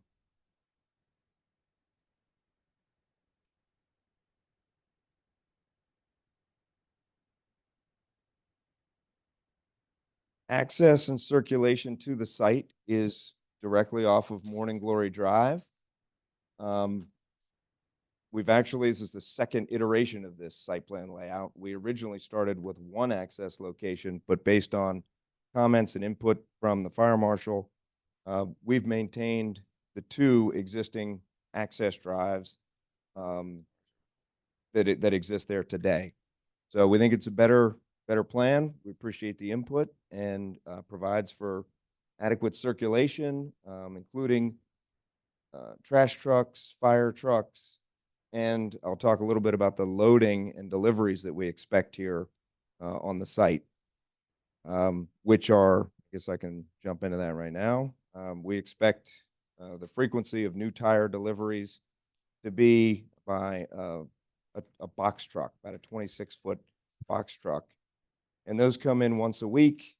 And then there are smaller vehicles that provide daily deliveries of other materials.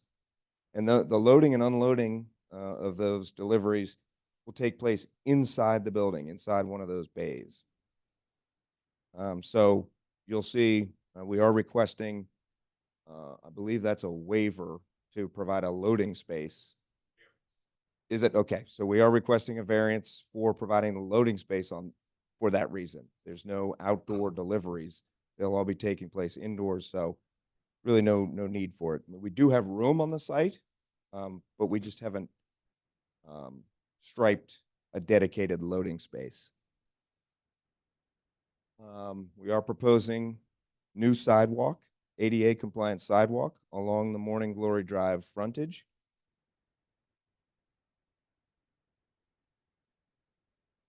And we are proposing a 10 by 12 trash enclosure at the northwest corner.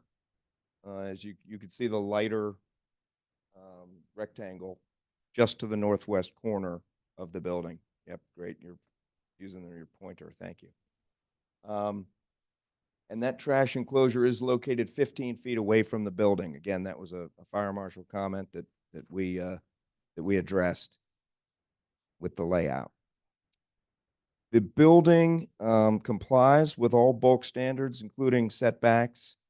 There is an existing accessory utility shed that is to remain, and it is located 28 feet from the front yard property line where 30 feet is required. That's an existing non-conforming condition, and we just want to point that out. The parking and parking spaces, particularly the ADA and EV space, are to the southeast of the building, and they do encroach within a 50-foot landscape buffer area. But as I mentioned before, there is sufficient distance. There's quite a significant distance between that parking area and the building and the nearest adjacent building. And we are proposing significant landscaping within the space that, that we do have remaining. And the reason for that relief is simply the circulation and the way the site laid out. We originally tried to avoid that, but with some changes and adjustments, particularly to maintain the 2 access drives, which we think is a good thing, the layout just required that we encroach on that buffer. But what we're doing in response to that is to add landscaping. We do, there are wetlands to the north of the building, on the north side of the, and the wetland buffers extend onto the property. We have submitted a wetlands line verification application known as an LOI to the DEP for their review and approval. We are encroaching into that transition area, which will require a transition area waiver, which is a separate permit that we will apply for as soon as we get that line verification. And that's an outside agency approval or permit that we will be seeking. Just to talk generally about the lighting, we are proposing what we believe to be adequate lighting for safety, security, and to minimize off-site glare. We do meet the ordinance requirements in terms of the minimum lighting, but we do understand there's some comments about it maybe being too bright. So we're happy to work with your board professionals to make sure that we come up with an adequate lighting plan that provides, safety and security for the site. We are proposing house side shields to minimize any off-site glare. The fixtures will be LED fixtures mounted on light poles, approximately 30-foot high light poles, and they will be located appropriately on the site. I believe there's a requirement to maintain 5-foot separation from the parking area, and we will make sure we do that. There are also building mounted lights that will be directed down. The application doesn't currently include timing controls, but we can certainly discuss that. The client would be open to it. I mentioned we're proposing a robust landscaping plan. 43 total new trees, 67 total shrubs, some additional ground cover, ornamental grasses, for a total new plantings of 152. Now, again, if the board believes that that should be enhanced, certainly open to that conversation. But that's what we're proposing now. And one thing I would like to add is we will propose an 18-inch gravel strip around the north and the east sides of the building where we're showing grass now. But the fire marshal made a comment about non-combustible landscape material that close to the building. So we'll put an 18-inch gravel strip along there. There are water, sanitary sewer, gas, and electric service available immediately adjacent to the building. We plan to reuse those existing laterals. Don't anticipate an increase in demand for any of those utilities. Utilities is pretty straightforward. First, stormwater management, we're actually proposing a decrease in impervious cover of over 7,000 square feet on the property. And the limit of disturbance is less than an acre. So this project is not considered a major project under 7:8, the state stormwater rules. We intend to generally maintain the same drainage patterns that exist today, but by decreasing the amount of impervious cover, we're actually going to see a reduction in the amount of stormwater runoff from the site. We did submit a phase 1. It revealed no evidence of environmental conditions. It did recommend sampling of the irrigation well, which we did. Samples were tested for VOCs and no VOCs were detected. So the conclusion in that supplemental testing report was that the groundwater is unlikely to pose an unacceptable risk to the subject property from that irrigation well. And you're referring to the phase one, that was dated 5/10/24 and supplied to the board? Yes. We are proposing some signage. There is one freestanding sign that we're proposing out front. It will meet the setback requirements, but we are proposing to exceed the allowable sign area. 48.5 feet is proposed where 36 square feet is allowed, maximum allowable. That's Excuse me, I apologize to interrupt. I had calculated 48.75. Did the sign change or? I All right, I so believe it my calculations indicated that the sign was 48.75 square feet. You just said 48.5. let's go with your calculation. Very good, thank you. Yeah, and that's open for discussion as well. I mean, that's Mavis's standard sign. We're proposing the standard size, just to increase visibility, and for safety reasons. But we're open to reducing that area to comply, okay? We are proposing 2 building-mounted facade signs. I apologize, on our signage table in the plan set, we did have a typo there that said 3. It is only 2. I'm correcting that. One of your things, should we be switching to another exhibit since you're talking about signs? We'll get to that. On the architectural plans, we have elevations that show the building-mounted signs. I just wanted to get it on the record that we're proposing these signs and we are requesting the relief. Again, on the facade signs, we're proposing a total area combined with the 2 of 100 square feet, where 40 square feet is the maximum allowable. Again, open to discussion there.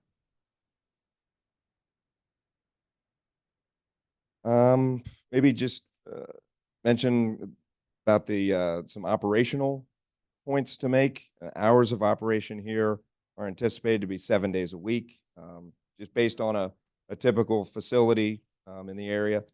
Monday, Wednesday, Friday, the hours are typically from 8 a.m. to 6 p.m.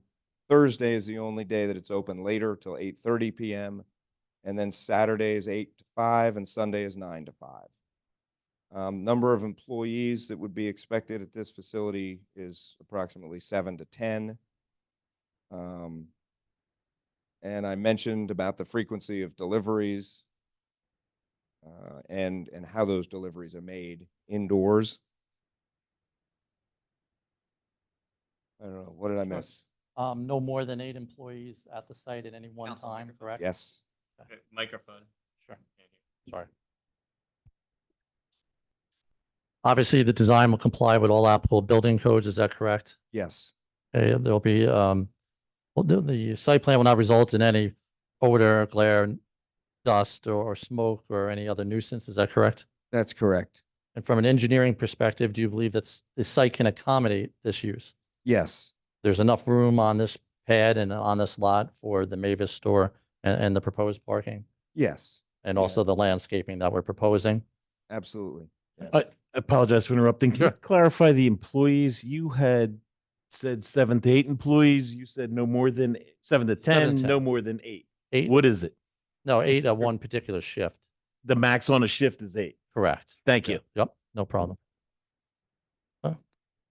So, and you've had a chance to review the comment letters from the board engineer and board planner, is that correct? Yes. Yep. As well as the fire marshal as well. Okay. And you believe you can comply with those suggestions? Yes. Okay.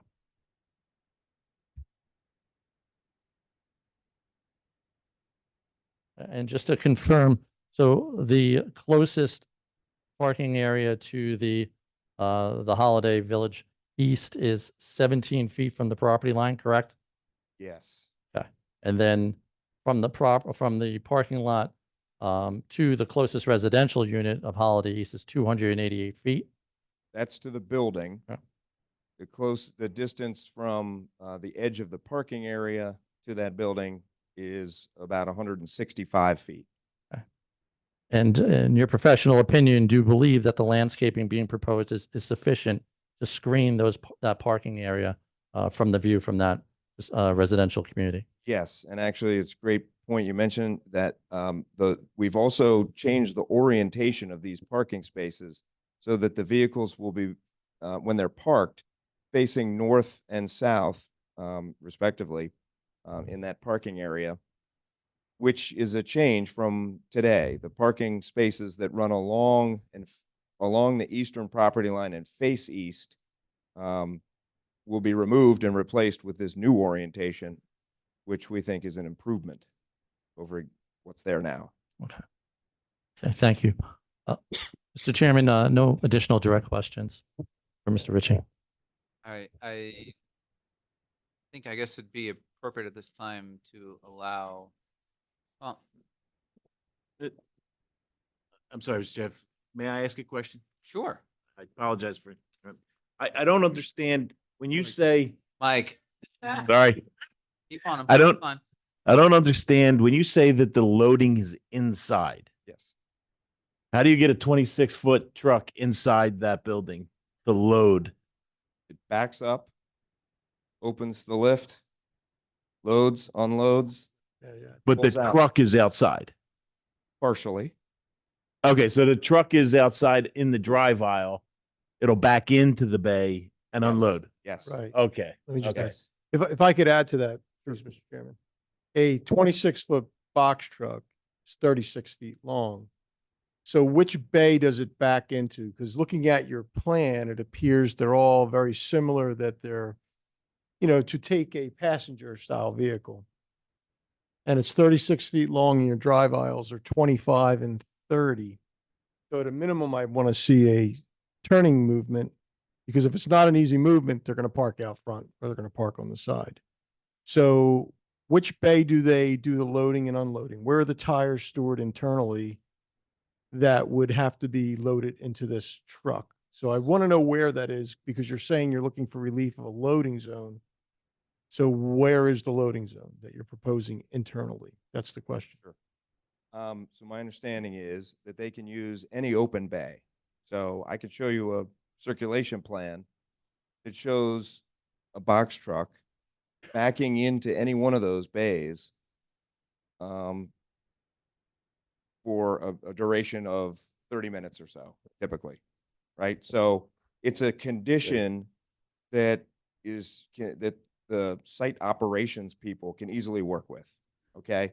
So if there's a box truck that is 36 feet long, let's say it backs in, so it's about 20 feet in the building and 10 feet out. This is a 30-foot wide drive aisle over here. So the preferred bays would be these four facing west. If for some reason all four of those are occupied and a delivery arrives, these can still be used. I mean, this is a 25-foot drive aisle. So you have a total width here of 45 feet to work with or more, depending, because the bays extend further into the building than what we've marked here, which is approximately 20 feet. The concern is that if anything does extend out, you said potentially 10 feet, potentially more. Yeah. You're now impeding the driveway, is my concern. Temporarily, yes. Right. And I don't know how temporarily it would be. 30 minutes or so. Right. So, And that's what's prohibited by the ordinance. The ordinance prohibits you impeding the driveway. That's why we look for the loading zones. So if it's the board's inclination to insist on the loading zone, we do have an area adjacent to the trash enclosure, but away from the drive aisles. Now, it would temporarily block these service bays, but that's okay. And if a vehicle's being worked on and it takes a half hour to load, unload, and then move the delivery vehicle, we could accommodate that loading operation in the northwest corner of the site adjacent to the trash enclosure. So I mean, we could work with you on that. Yeah, we're not insisting on something. We're Sure. trying to understand more than anything right now. And again, that would still need the variance because it's still in the drive aisle. You're still going to be impeding part of the drive aisle. So we're just, Yeah, like I said, sorry. So it's still impeding the drive aisle. It's still be in the way of circulation on site. So that is going to raise a concern as to exactly how the loading is going to be proposed. I think we need to see it Okay, as much as anything to understand it. no problem. We can get that turning template for your review. All right, at this Sorry, point, we'll let the. Chairman, can I ask a quick question? Sure. It's just a clarification for my part. I heard the engineer say 228 feet to the closest residential, and then the lawyer said 288. Just trying to make sure the lawyer's not trying to slip in. We would never do such things. Let the engineer set the record straight. That's right. The distance is 228 feet Okay. from the Okay. proposed building to the nearest adjacent residential unit. That was building to unit, and then you give a measurement from parking lot to unit, From parking area to the nearest unit is 165 feet. and then you gave from property line to, Property line to unit is 150 feet. all right, we got them all? Yep. Okay. Thank you. Since we're asking questions, can I ask you a question or two? Sure. Bill. Thank you. So, Mr. Ritchie, I think in your testimony, you said you're providing 23 parking spaces, 9 by 18? Yes. The plan shows 10, 9 would require a variance. Is it 10 by 18? Yes. You're showing 10 on the plan.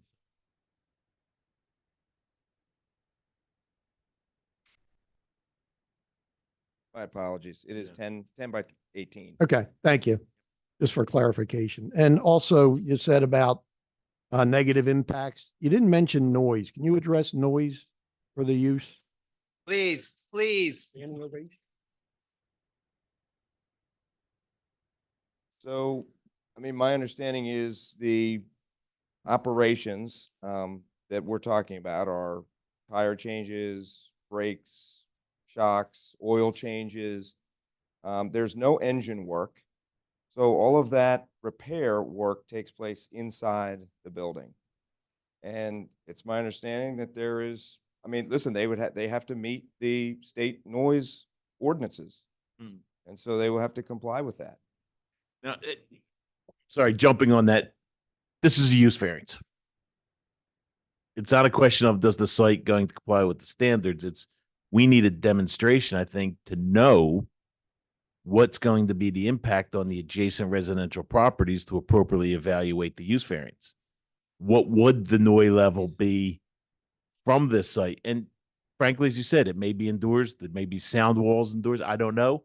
But I think that's something that the board needs to know and have appropriate information to make a determination one way or another.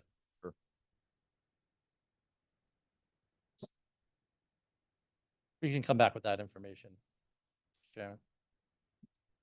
Are you guys done with questions? Board, questions to the engineer? Chow, you have questions for the engineer? Yes, thank you, Mr. Chairman. Yes, I have a number of questions for the engineer, if you'll bear with me.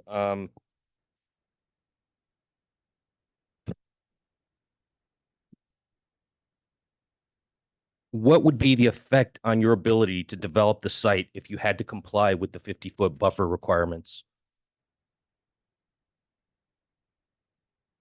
We'd have to reconfigure how we're parking, and we'd probably have to increase and add impervious cover. We'd probably have to add circulation around the building. So it would be much more impactful, much more intense. And we feel that this small encroachment maximizes efficiency, minimizes impervious cover, and quite frankly, minimizes impact to the adjacent and surrounding area. So those dimensional deficiencies affect the site's ability to accommodate the proposed use then? No, we could make it work. We could make it work. But you Hold can't. on, hold on. Ladies and gentlemen, look, this is a very serious matter. It is like we are in a court. We do have a record being made of this, both by audio and through court reporter. And the important thing is everything that this expert is saying, that your counsel is saying, that our experts are saying, or the board members are saying, is really important to get made as part of this record. So if there's other noise, applause, comments and stuff that interferes with our ability to hear or make as part of the record what the testimony is, both from your attorney and from the other experts here, it really makes it difficult for us. So I know that everyone is invested in this. You are all here for that. There will be an opportunity for public to speak regarding the application. But for now, while witnesses are being examined and being questioned, if you can please just don't comment, don't clap, don't applaud, don't, hiss, boo, anything. Just let them get through this so we can get through this tonight and have a nice, clear record for any purposes going forward. Thanks. Go ahead, counsel. Okay. So complying with the buffer requirements makes the site unworkable for this use, correct? No, that's not what I said. I said complying with the buffer requirement would require us to reconfigure the site in a less efficient, more intrusive manner, more impactful manner. Impactful on what? The community, Holiday Village East, and the other residential developments across from Union Mill Road? It would likely increase the impervious coverage, which is a less desirable condition, typically, for one. I think if we had full circulation around the building, you'd have increased headlight glare, which isn't desirable, I wouldn't think.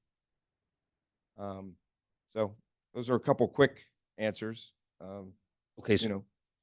Okay. So the answer is, you can't comply with the buffer requirements, even though you're trying to put a prohibited use in there. So you, Hold on. Whoa, stop. Hang on. I'm getting there. I'm in the middle of a He's question. allowed, hold on. Hang on. He's allowed to cross-examine. There is an objection. The problem is I need your objection to be on a microphone. There's an extra microphone over there. So maybe if counsel, you can get close to that, then I can actually hear the objection and we can address it. Hear the question. So let's hear counsel's question and then we'll go through this. Okay. So I'll repeat that question. So the question is that you're trying to put a prohibited use on this site. You can't comply with the buffer requirements. So your answer to alleviate that, to ameliorate that, is to further intrude on the buffer requirements. Okay. No. Microphone.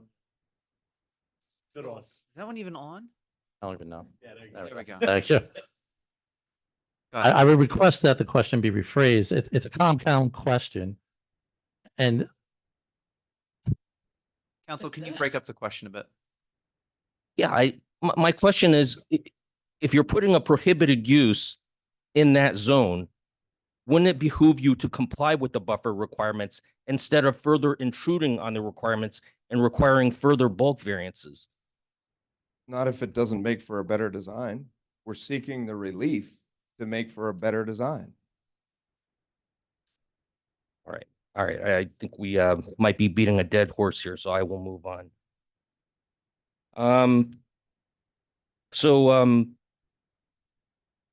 Just by way of background, the site plan review ordinance at section 124-8 states, quote, "Site plan review shall consider but not be limited to the following." Subsection H says noise abatement, odor and rodent control, trash and garbage collection, and facilities. So noise is an issue that should be considered by this board. And did I hear you correctly when you stated earlier that you did not conduct a noise study? We do not. Okay. So there's a noise ordinance in section 103.5 that imposes maximum permissible sound levels under tables 1 and 2. Did you do any studies or submit any documentation that demonstrates compliance with that ordinance? Okay. So the zoning ordinance at section 154-15E imposes performance standards for noise in residential and commercial districts. Did you submit any documentation regarding that? Okay. I heard you testify about drainage patterns, remaining the same. Is that correct? Yes. Okay. Did you submit any kind of easement agreement or other form of agreement that provides for stormwater from the inlet and the bank's parking lot to be discharged into HVE's detention basin? I'm not aware of, we didn't submit any new easements, but there are existing drainage pipes and there's existing drainage infrastructure on the site today. We plan to slightly modify the drainage and collection system within the vicinity of the building, okay, to collect stormwater runoff from the parking area, the roof, and connect that drainage system to the existing system that's there now. Okay. And the impact on that system will be less than, in other words, we're going to be discharging less stormwater than what goes there today. Okay, well, I think I heard you testify that it does drain into that detention basin, correct? I believe it does. Okay. Yes. All right. Well, I will represent to you that it does. And we have not seen an easement agreement that allows for that. So we're trying to figure out how this property owner even has the right to discharge stormwater into my client's detention basin. Related to that question is the floor drains that are within the building. Will they be connected to that drain discharging into that detention basin? So we have an architect that's going to talk about the floor plans and the building, but it's my understanding that there are no floor drains in the building.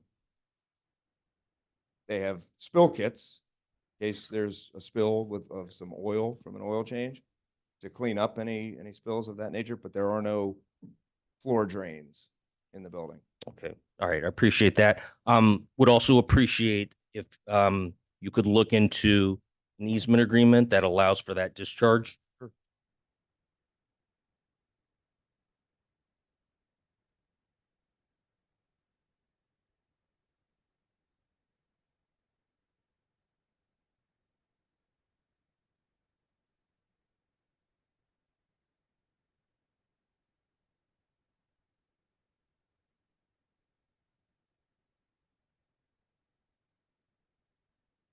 Okay. I'd like to move to the variances that you need for short-term parking, for delivery and off-street loading and unloading spaces. Why can't you comply with those requirements under the ordinance? Well, we didn't propose a loading space, a dedicated loading space, because we don't believe it's necessary. And as you heard with the discussion here, we will provide a vehicle circulation template to demonstrate that those deliveries can be made without negatively impacting the operations of this site.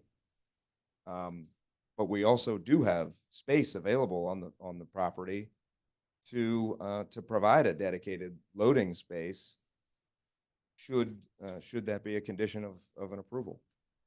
I mean, I think there were two requirements. So there's short-term parking for UPS, FedEx trucks, things of that nature, and then a separate space for loading and unloading. So, you know, why can't you just comply with that?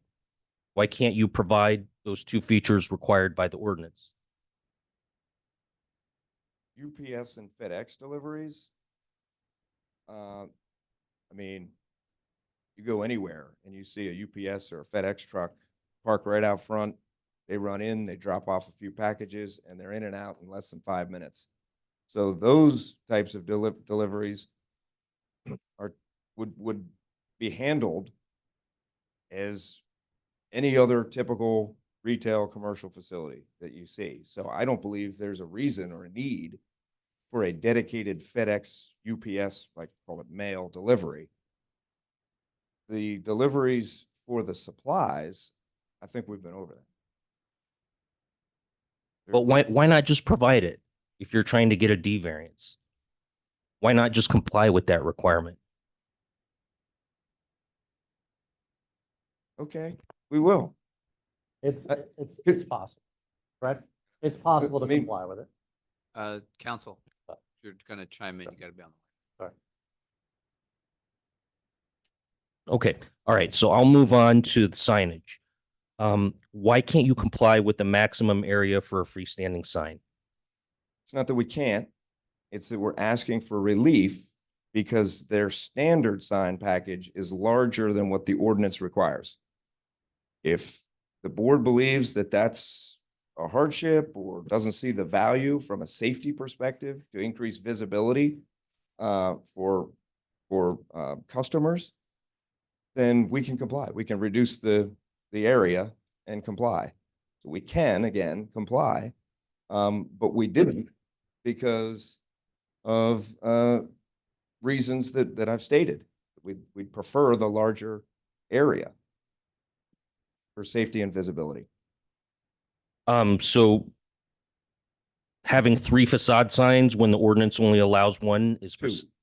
Two. I Two? corrected that in my Okay. testimony. It's 2. Okay, 2 Yeah. is for safety purposes. Yeah, again, for visibility, so you can see the building from 2 sides as opposed to just having it visible from 1. Okay, and needing 5 times the amount of facade signage at 200 feet when only 40 square feet is allowed. That's also for safety purposes. So just to correct the record, we're proposing a total of 100 square feet of Okay. sign area, 50 each, which exceeds the allowable of 40. Again, the board objects to that. We can certainly reduce that area. We can reduce the number of signs and we can fully comply with that requirement. We're seeking relief because we think it's a better design.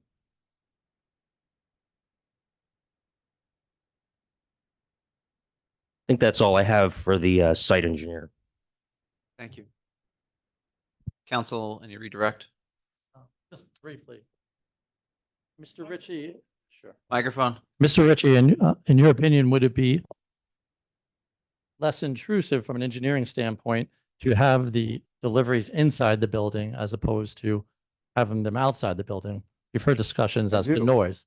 I do, yes. That would help reduce noise. And I think it's a preferred approach to providing deliveries. And from an engineering perspective, do you think it's better not to have site circulation completely around the building to limit the amount of light spillage onto the nearby residential properties? I do. So are these justifications in your mind from an engineering perspective for the design that's being put forth by the applicant? I do. Okay, thank you. Next witness. Mr. Chairman, that brings us to our next witness, who's our traffic engineer, That Mr. Pat Downey.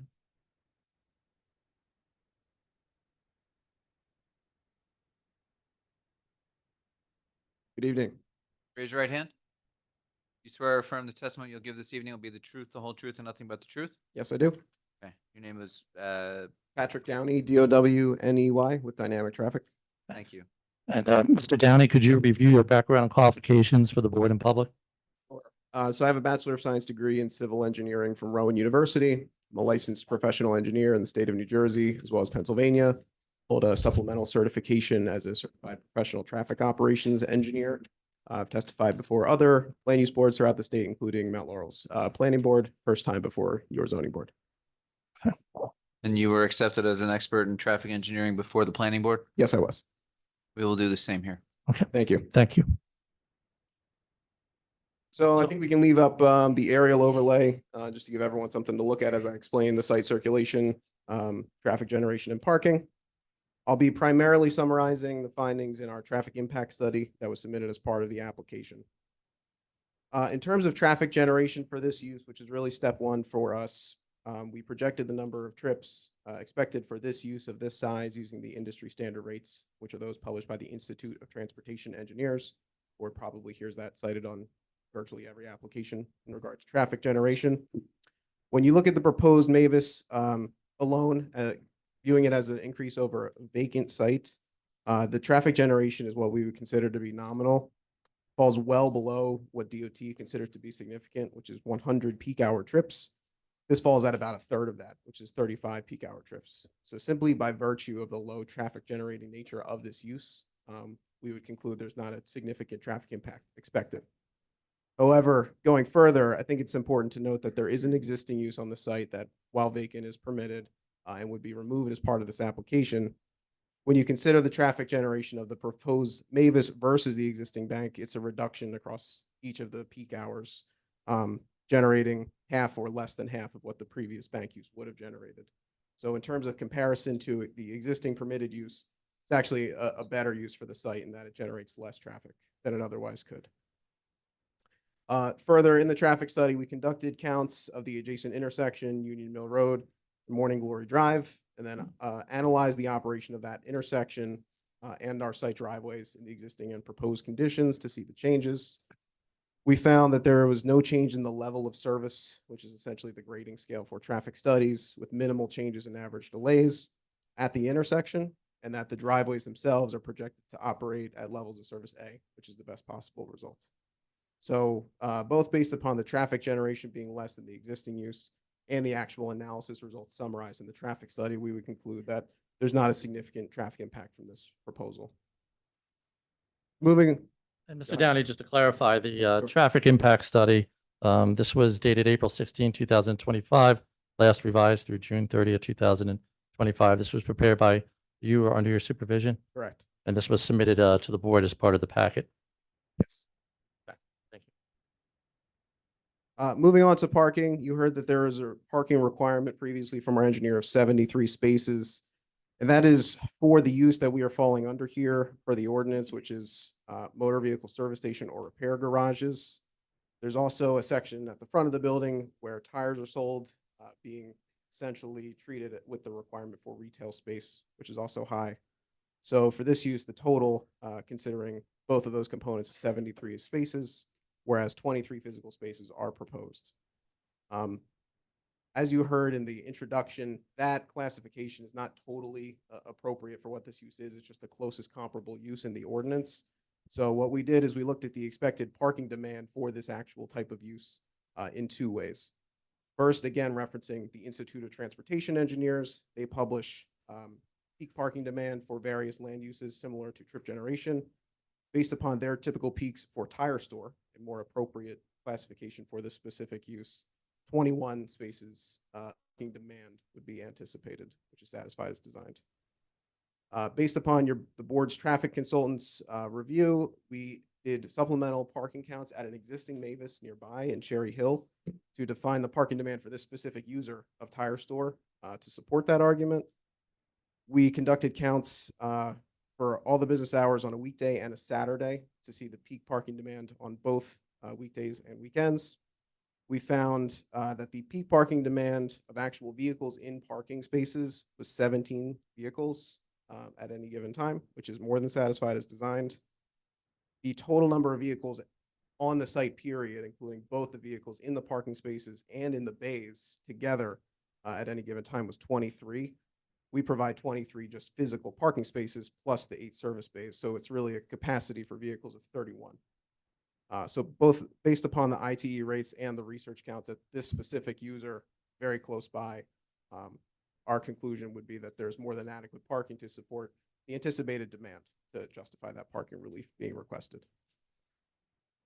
In terms of some of the supplemental parking requirements, EV parking, ADA parking, space size, aisle widths, as you heard before, the plan is compliant in terms of all of those requirements. So just to wrap it up, it's an overall reduction in traffic compared to the existing bank. However, even viewed on its own relative to the vacant nature that it is now, does not generate a significant volume of traffic. The traffic study comparing the vacant site to the Mavis site shows no material impact at the adjacent intersection or at the site driveway. The driveways have been designed in consultation with your professionals to provide safe and efficient access to the site, and the parking supply is adequate to accommodate the demand of the proposed use. And the traffic counts you're referring to are once again are in the research count summary dated August 20th, 2025. That is correct. And this was submitted to the board as well. Thank you. Anything additional, Mr. Downey? You got to be on the mic. Yep. Anything additional? That's all I have in the way of direct. Happy to answer any questions. Okay.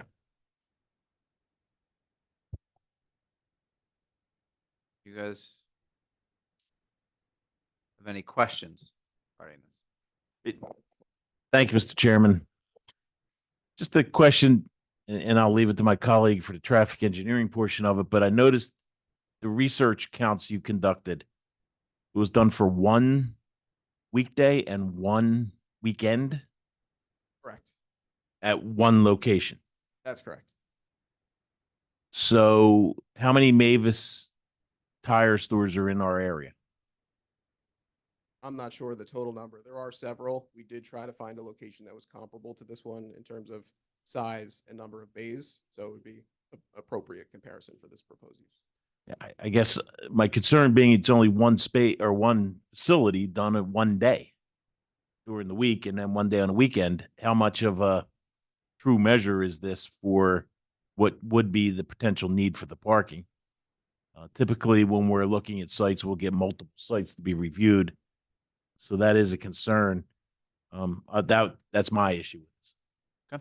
I would offer just as a perspective on that, this wasn't to essentially tell the whole story with this parking count. This was really a response to the comment we received in the traffic memo, trying to further substantiate the ITE rates that were referenced previously. So there's a plethora of information available from ITE that suggested 21 spaces. We counted this particular use for this particular Mavis type of operation to essentially spot check those numbers. Found very comparable numbers, 17 parked vehicles or 23 total vehicles on the site, period. And I certainly understand that. I'm by no means a judge of ITE, but we have our ordinance. Our ordinance was created, frankly, ITE was consulted when we created our ordinance. And our ordinance created those standards that we have. And that's based on what the municipality felt was appropriate. So that's why we have the 73, and that's why we'd like to see it compared to other facilities to see, exactly what's happening with this type of Mavis facility. So. Just a question along those lines. I understand we're dealing with just the point of the property, but isn't this for the whole lot? Isn't there a whole parking lot across the street with extra spaces? Does that count into this, or how does that impact it?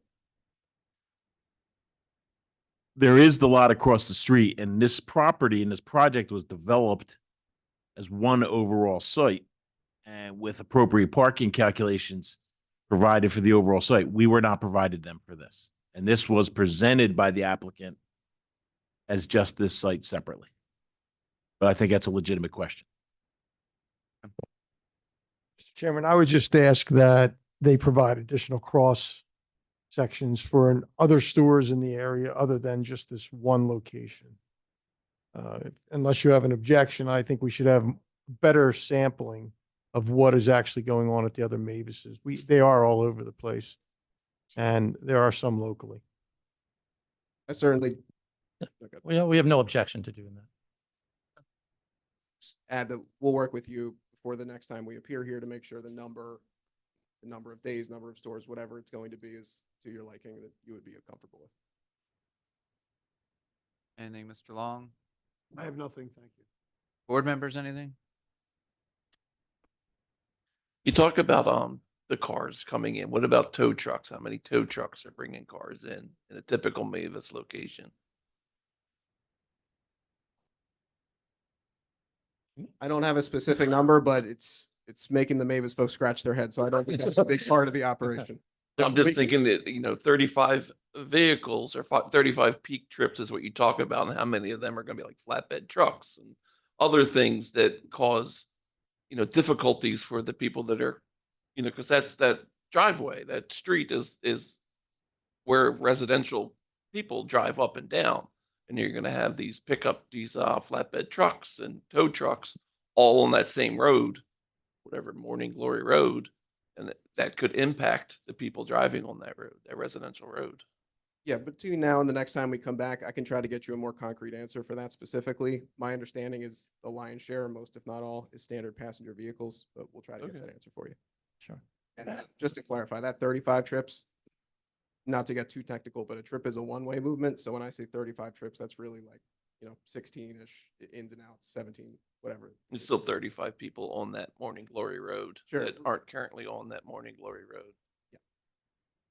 And just to clarify, that Mavis doesn't have its own tow truck or flatbed, so, but we'll look into getting you those calculations. Any other board members with a question? All right, Mr. Chow.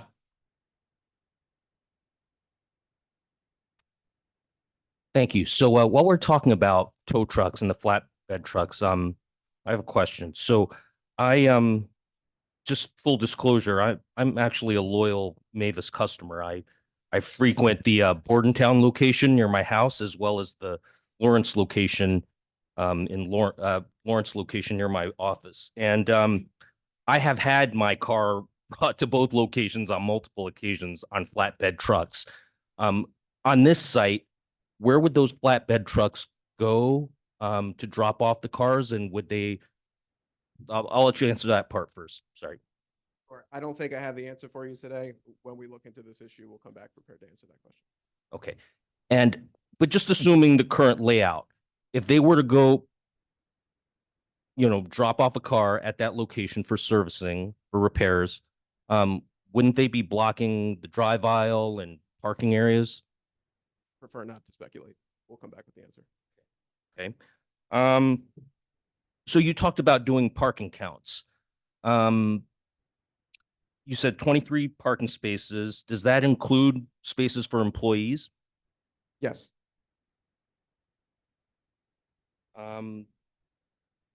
Let's turn to the intersection with Union Mill Road. As we look through your plans, we did not see any site triangles there. Did you do a site triangle analysis? For the intersection, no, it's an existing intersection, not changing. Okay, but wouldn't the vegetation or any of the landscaping that you proposed have any impact on the site triangle there? I'm not aware of anything proposed in the existing site triangles, but we will double check the plan to make sure there are not.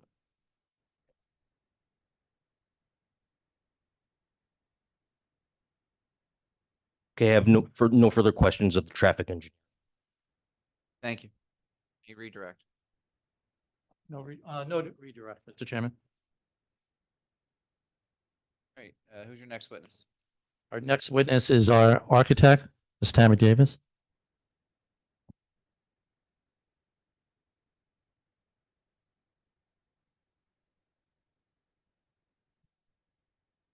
Raise your right hand. Swear or affirm the testimony you're about to give will be the truth, the whole truth, and nothing but the truth? Yes. What was the name? Tammy Davis. Tammy Davis. Okay. Ms. Davis, could you please review your background and qualifications for the board and public? I got my master's degree at University of Buffalo in 2005. I have 20 years of experience since that time. I am currently licensed in 22 states. My first license was 9 years ago, and I am in good current standing in New Jersey. Mr. Chairman, any objections to Ms. Davis's qualifications? No, except her as an architect. Thank you. Ms. Davis, you prepared the elevation drawings that were submitted to the board, is that correct? That is correct. And do you have that to show, or do you want to describe, or we can bring it up on the screens? We can bring it up on the screen, perhaps. Sorry. Yes. So those are the very original ones that were presented. They do show 3 signs. We are only proposing 2 at the moment. So looking at the top elevation, that is the front elevation that is facing the shopping center. That one would have signage on it as proposed. And the bay doors and the showroom are all glass doors. So we're trying to keep the building a little bit more light and airy as it's facing the public way. The right elevation, the second elevation, would not have a sign on it. That is the one that is facing the residents. And that glass that you see on that elevation is just in the showroom area for customer waiting, purchasing of tires, that kind of mercantile use, similar to the shopping center. The rear elevation, the third elevation, is the north facing elevation that is currently facing the trees that are up there. That side does not have a parapet on it. That is where all of our roof drainage would go into downspouts and then into the underground storm collection that the civil engineer talked about. So no signage on that side, no lighting on that side. The bottom elevation is the left street facing side that would also have signage on it. So the top and the bottom elevation that you see are 4 bays each. So, you know, we talked about it being an 8-bay building. So 4 of those would face each side, which are also facing away from the residents. So even just opening and closing those doors, if there is a small noise to that opening, it is facing away from where the residents are living. Trying to reduce that as much as we can based on the way the site plan is. So as we also talked about, those signs, we're willing to work with the board of what we need to do for those. And then we also could offer up timing on those signage, you know, a time clock if there's a concern of how long those signs would stay on. The building materials currently are split face CMU and stone. So the CMU, you know, it's a little thicker of a wall than maybe some normal businesses. So like, I think it's in line with what that shopping center is. It's also on this property. So that would also help reduce some of the noise if there is. I've stood outside of a building on that side and I can't hear what's happening inside. But that's just from personal experience. I am not a noise expert at all. So these elevations are what Mavis does as their typical, you know, they want to try to keep their brand Anywhere USA the same. But we're willing to take any recommendations you guys have. I didn't see any concerns noted in what we had received so far as materials or colors or anything like that. Okay, and Ms. Davis, the architecturals you're testifying to are the plans by LDG, and this is sheet A200. That is correct. Okay. And these plans were either prepared by you or under supervision. Is that correct? For the record, I'd just like to refer to that as A4.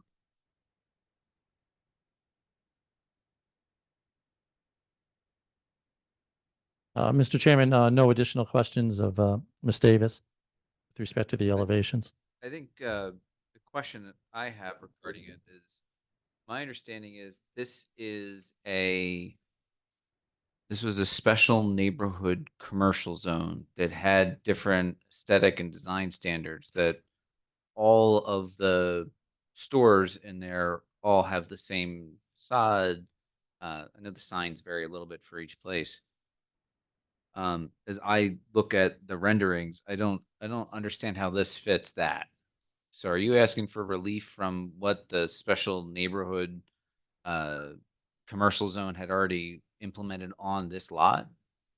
Well, my understanding is now it is now zone neighborhood commercial. So under those regulations, I'm not aware of any aesthetic requirements. None were noted in the review letters. So if those, we'd have to double check to see if they apply still to this location. Chairman, under resolution R 8931, which was the resolution for the entire site development, which included this portion of the property and included the remainder of microphone. Sorry. Thank you. Thank you for the reminder. All right. In accordance with resolution R 89-31, which was the resolution for site plan approval for the entire shopping center, the entire area, 13-acre tract on Elbow, as well as the property on the opposite side. This included, as a condition of approval and as the comments at the meeting, that all of the buildings as part of that site plan approval would be similar in design for, the the convenience center, for the shopping center buildings, and for the branch bank branch, excuse me. So that was part of that overall site plan approval. This unit is part of that overall site plan approval. So this building no longer complying with that overall architecture will also impact the entire area, but it impacts the adjacent existing shopping center as well, because that's a condition of their site plan approval.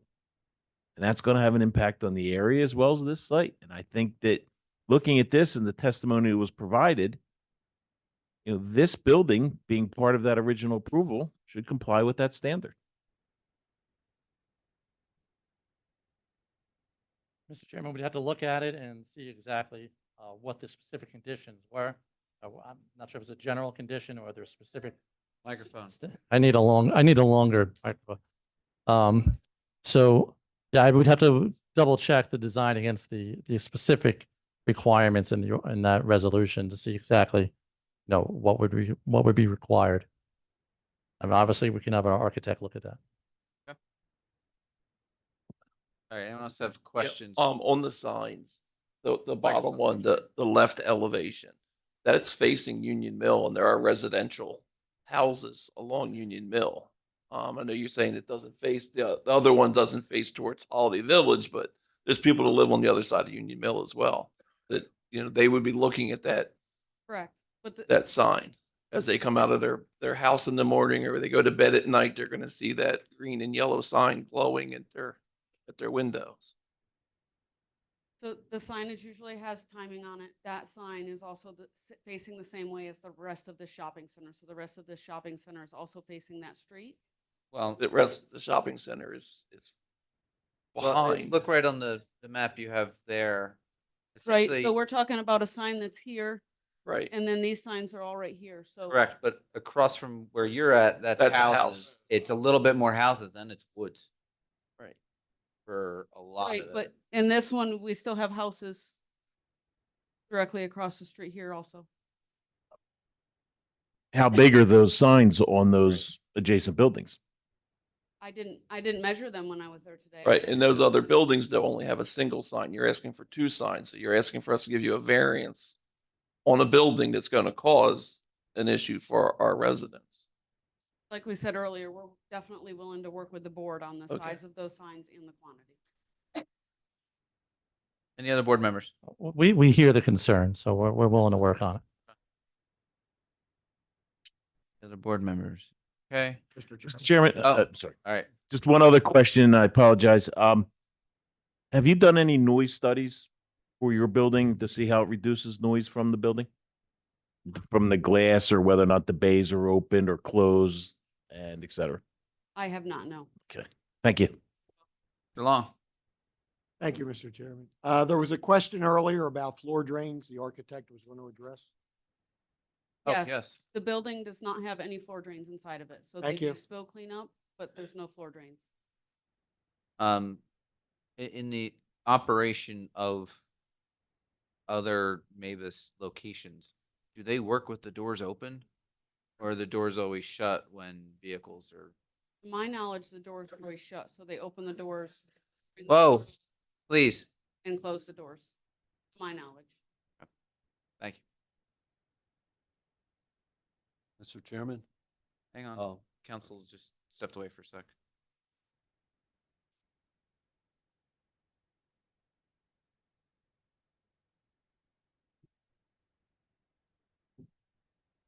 Mr. Kramer? Yeah. I did visit two Mavis locations during the day. The doors were open. Mike? I did visit two locations of Mavis. One was in Cherry Hill, one was in Maple Shade, and the doors were open. We have an operations manager who can address some of those questions more directly. Rather than When the we get to the architect. testimony. Yeah. Okay. Yeah. All right. Any more board questions? With professional questions? Joe? Sorry. Thank you. I have a question. I'm not sure if it's best directed at the architect, maybe the planner, but it relates to an issue brought up by the board's planner. And I think he made a good point talking about the architectural elements being consistent and how that was a condition of the planning board's original site plan approval. So the question is, if you're going to deviate from that, don't you need not just a use variance, but also an amended site plan approval from the planning board after you get a use variance?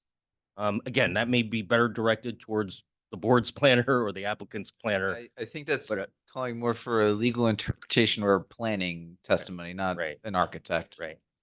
Yeah. But can you just confirm, what I was hearing discussed was that the architecture of the proposed building is not consistent with the architectural features of the Town Square Shopping Center. Is that correct?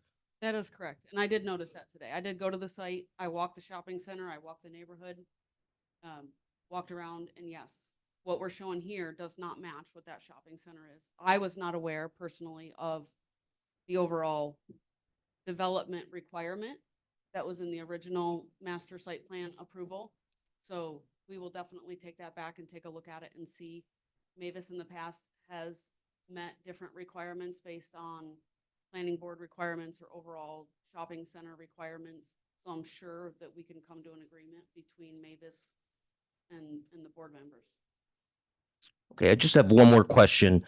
Is the proposed building taller than the current bank building that's there now that you plan to demolish? They are similar in height. I'm not sure the exact height of the bank. We do have the elevation height on these elevations. Let me see if I can find my I version. believe this says 22 feet, 4 inches. Yep, so the 22 feet, 4 inches would be correct, and that is to the tallest section of parapet on the front and the two sides. And then the rear does not have a parapet. That one is about 19 feet. We do have rooftop equipment on the roof that is taller than that parapet. It was one of the comments in the letter that we got. And for that, what Mavis would typically do is they do like a metal screening around the units. Or we can work with you guys on what that is to make sure from pedestrian walking around that we screen any mechanical equipment that you guys would like. No further questions of the architect. Council redirect? Also, just to add to that really quick, it was just pointed out to me, the max building height for this lot would be 35 feet for the neighborhood commercial zone, and we're only at the 22. Thank you. No redirect, Mr. Chairman. Okay, next witness. I'd like to just bring up Mr. Ellis Harris, who's the operations manager, just so he can address that one question with respect to the doors, so we get it right for the record. Hi, Mr. Harris, can you please raise your right hand? You swear or affirm the testimony you'll give this evening will be the truth, the whole truth, and nothing but the truth? Yes. Okay, and can you just spell your name? ELLIS.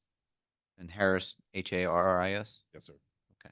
Go ahead, counsel. Sure. Mr. Harris, could you just describe your title and who you work for?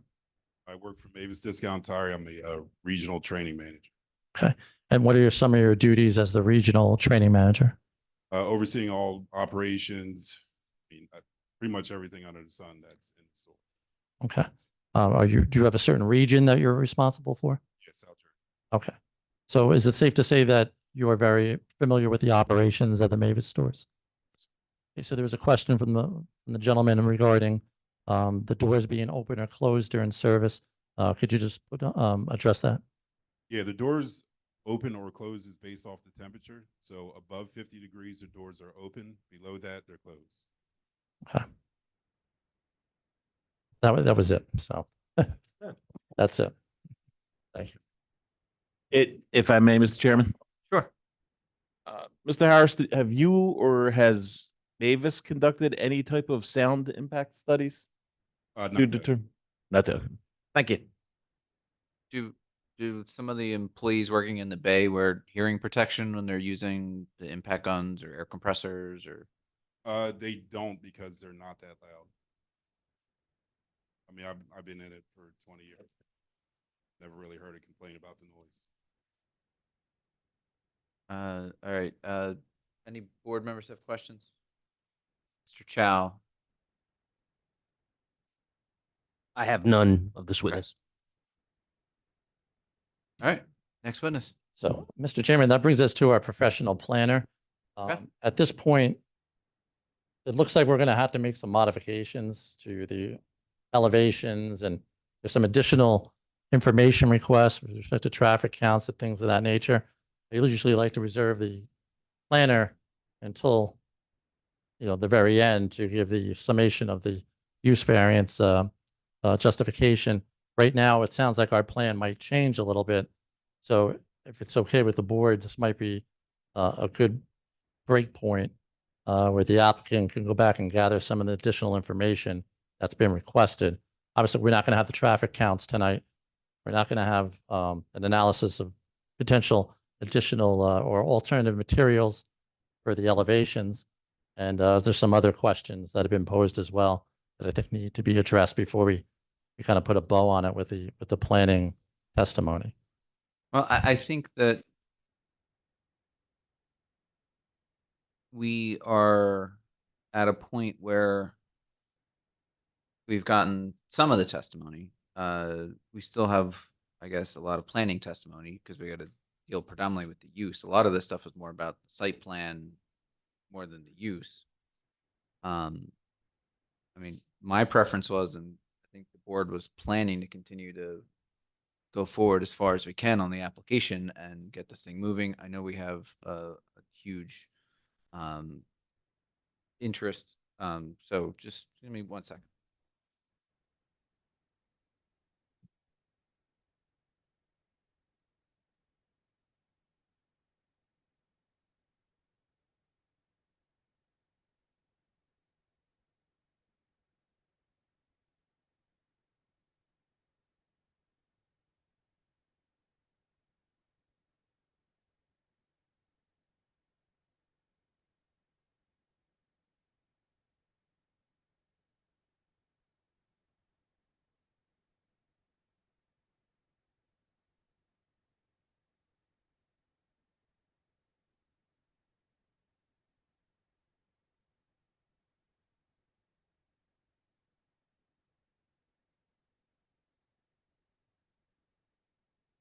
All right, I guess just counsel to be clear, are you asking for us to adjourn and continue the hearing at this point in time? Correct. Yes. Okay. At this point, we do have such a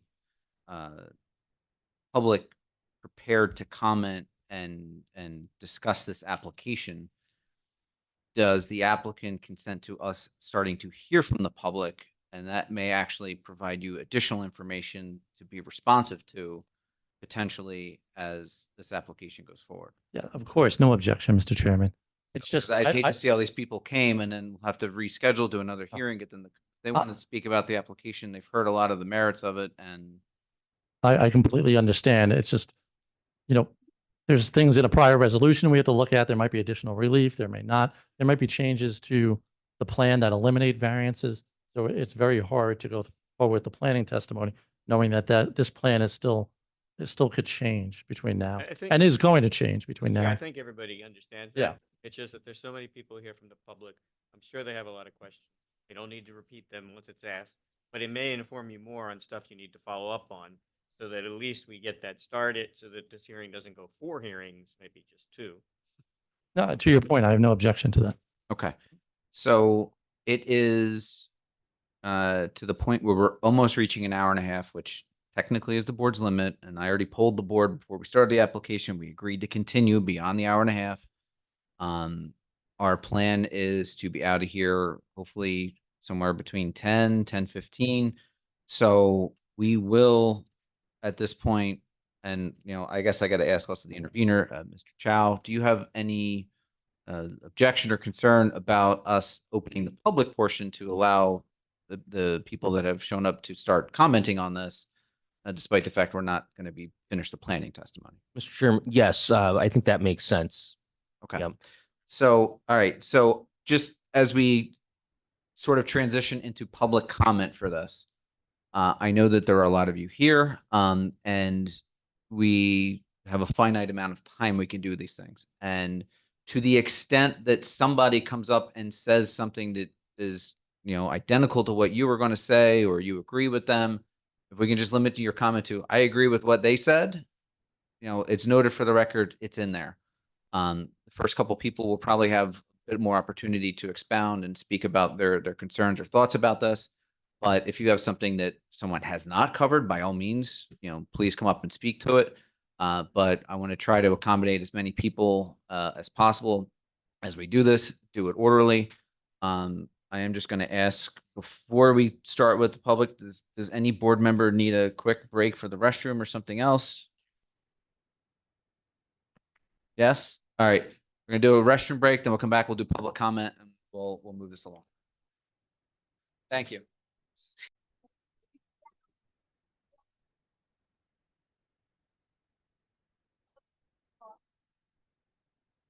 Okay.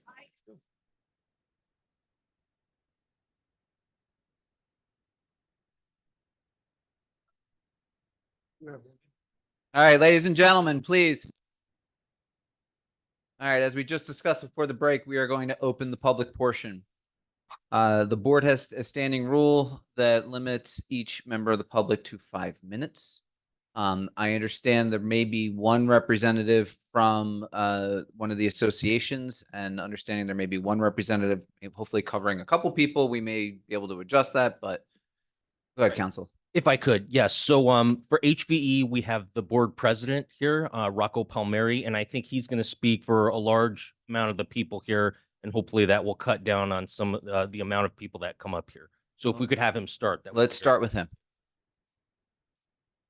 And just before we get into this, everybody, I just want to remind you, please don't applaud.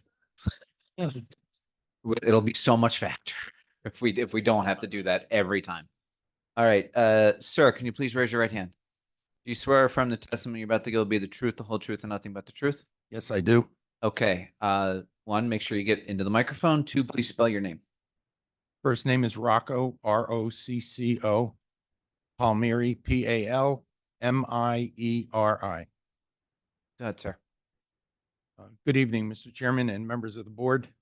First of all, thank you very much for this opportunity to speak this evening. My name is Rocco Palmieri, and I am the president of the Holiday Village East Senior Adult Community Board of Trustees. I've been on the board for 6 years. The last 5 years, I've been board president. Our community includes 963 senior citizen property owners, and it is immediately adjacent to the property on which the Mavis Tire facility is proposed. The Holiday Village East community is in opposition to the application, so much so that we have hired a land use attorney and a professional planner to represent us. I myself am a civil engineer and a licensed professional engineer and land surveyor in the state of New Jersey. Let me state clearly for the record that our opposition is not simply the NIMBY, not in my backyard position, but rather our opposition is based on our concerns for real threats to our quality of life and danger to the natural environment of our community. We have coexisted for 30 years with the Town Square Shopping Center. We have been good neighbors, and we have supported all of their commercial business owners.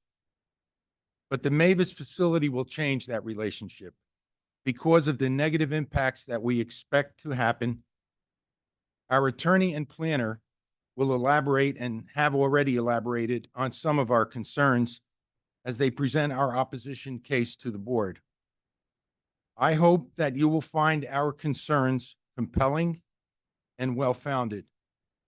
We trust that you will determine that the Mavis use, which the township saw fit to prohibit from this property in the zone plan in the past, does not fit in with the zone plan now and is not particularly suited for this property today, perhaps even more so than in the past.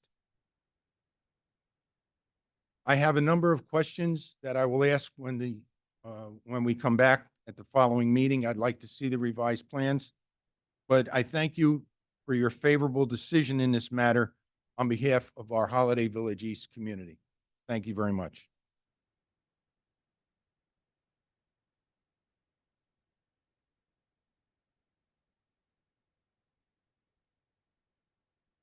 Hi, my name's Heather Yearly.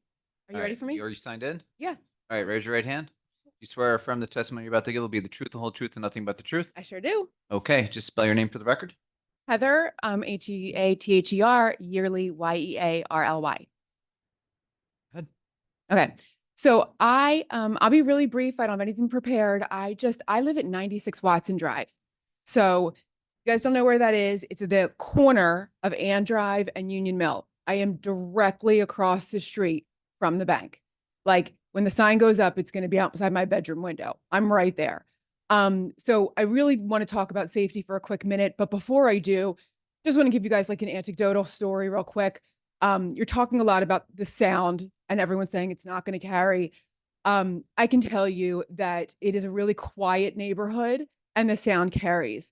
During COVID, when Burn Fitness across the street had to do their classes outside, they woke me up every Sunday morning. And I don't know if I was upset that I wasn't out there working out or that they were waking me up, but either way, it was definitely, sound carries quite a bit through that whole neighborhood. So, just something to be aware of. But more importantly, I think my house is a unique situation where it's the only sidewalk out of Stone Mill Estates over to the ShopRite Shopping Center runs right next to my house.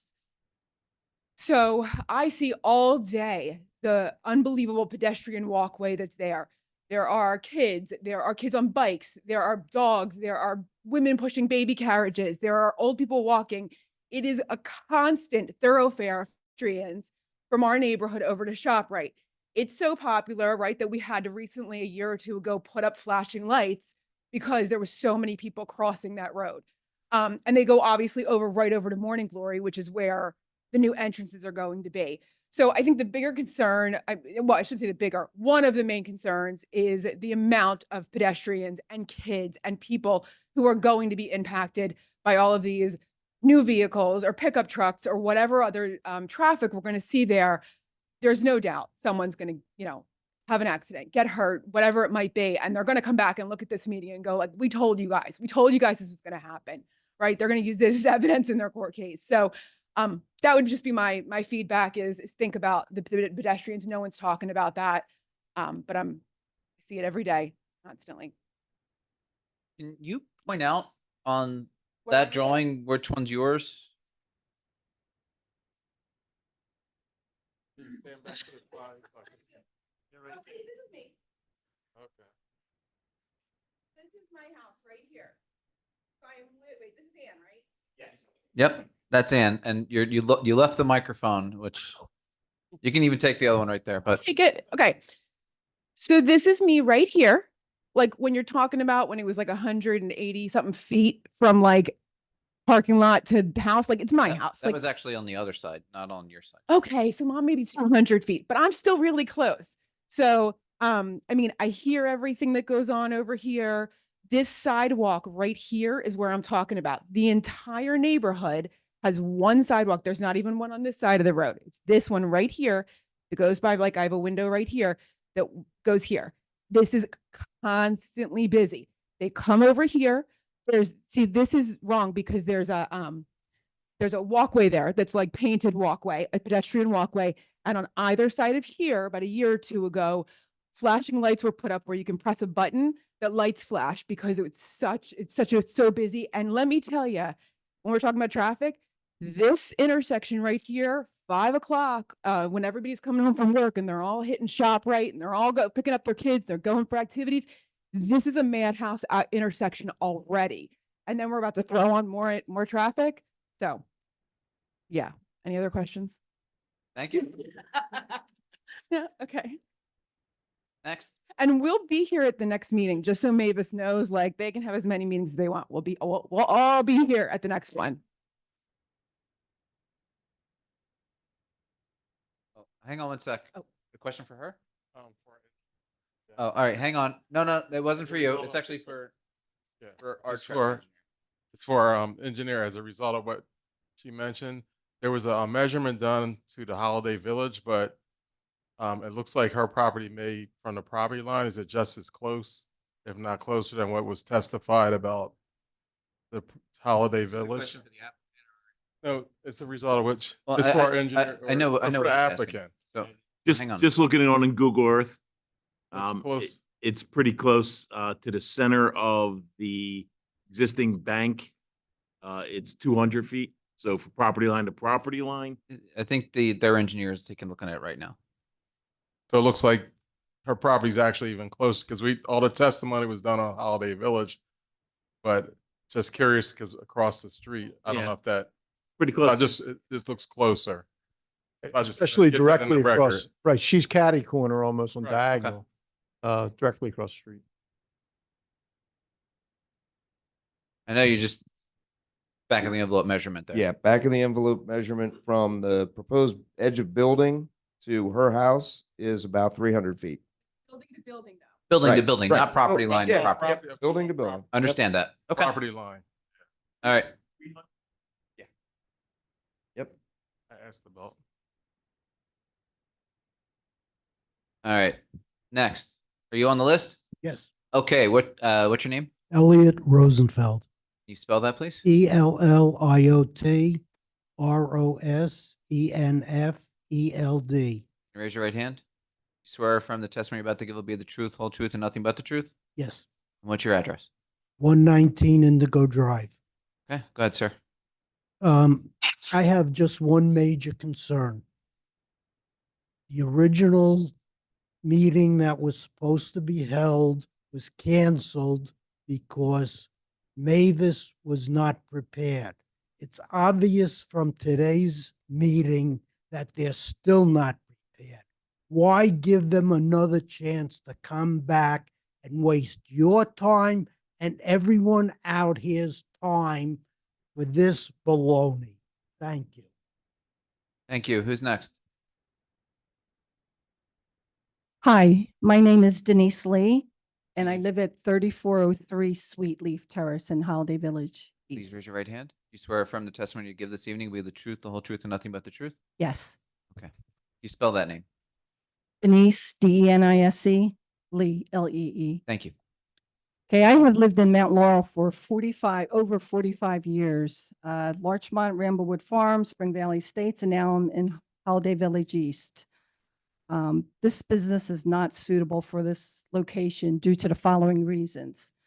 This business will create constant noise due to power tools, air compressors, hammering, and other annoying sounds interfering with the quiet and tranquil atmosphere that the residents currently enjoy. The posted hours of operations at Mavis locations are from 8 a.m. to 8:30 p.m. That's a long time for elderly residents to have to endure constant noise. It's not good for their health and well-being.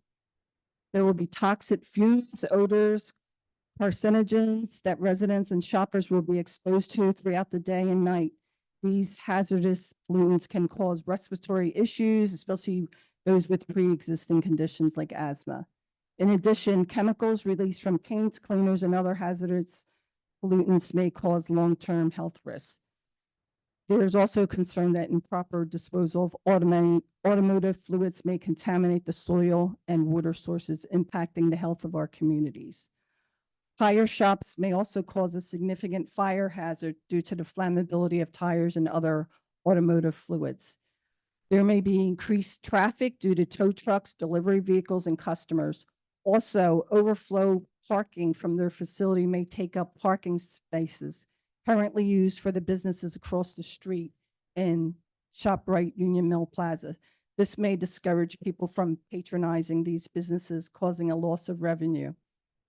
The approval of Mavis Discount Tire Facility may also lead to reduced property values due to noise pollution and massive amounts of cars, old tires, used parts, and waste materials stored in their parking.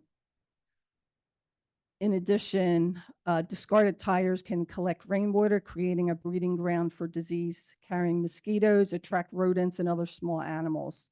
This business will be an eyesore to the adjoining neighborhoods. The current site, as I understand, is zoned as NC, Neighborhood Commercial, and a motor vehicle station is not permitted use in the NC zone. Therefore, I'm not even sure why we're even considering this application. If this business is built, it will negatively impact Holiday Village East and the surrounding communities due to the reasons cited above. As my history shows, I love living in Mount Laurel and look forward to your commitment in keeping Mount Laurel and all of its neighborhoods a great place to live. Thank you. Thank you, Ms. Lee. Next. Not on the list and will sign now. My name is Gail Tishman. Hang on. Sorry. Just on the microphone.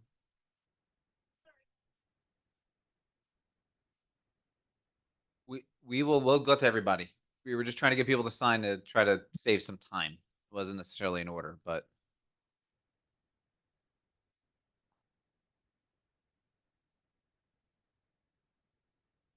My name is Gail Tishman, Gailtishman. I live at 2405A Bluegrass Drive, Holiday Village East, Condo 3.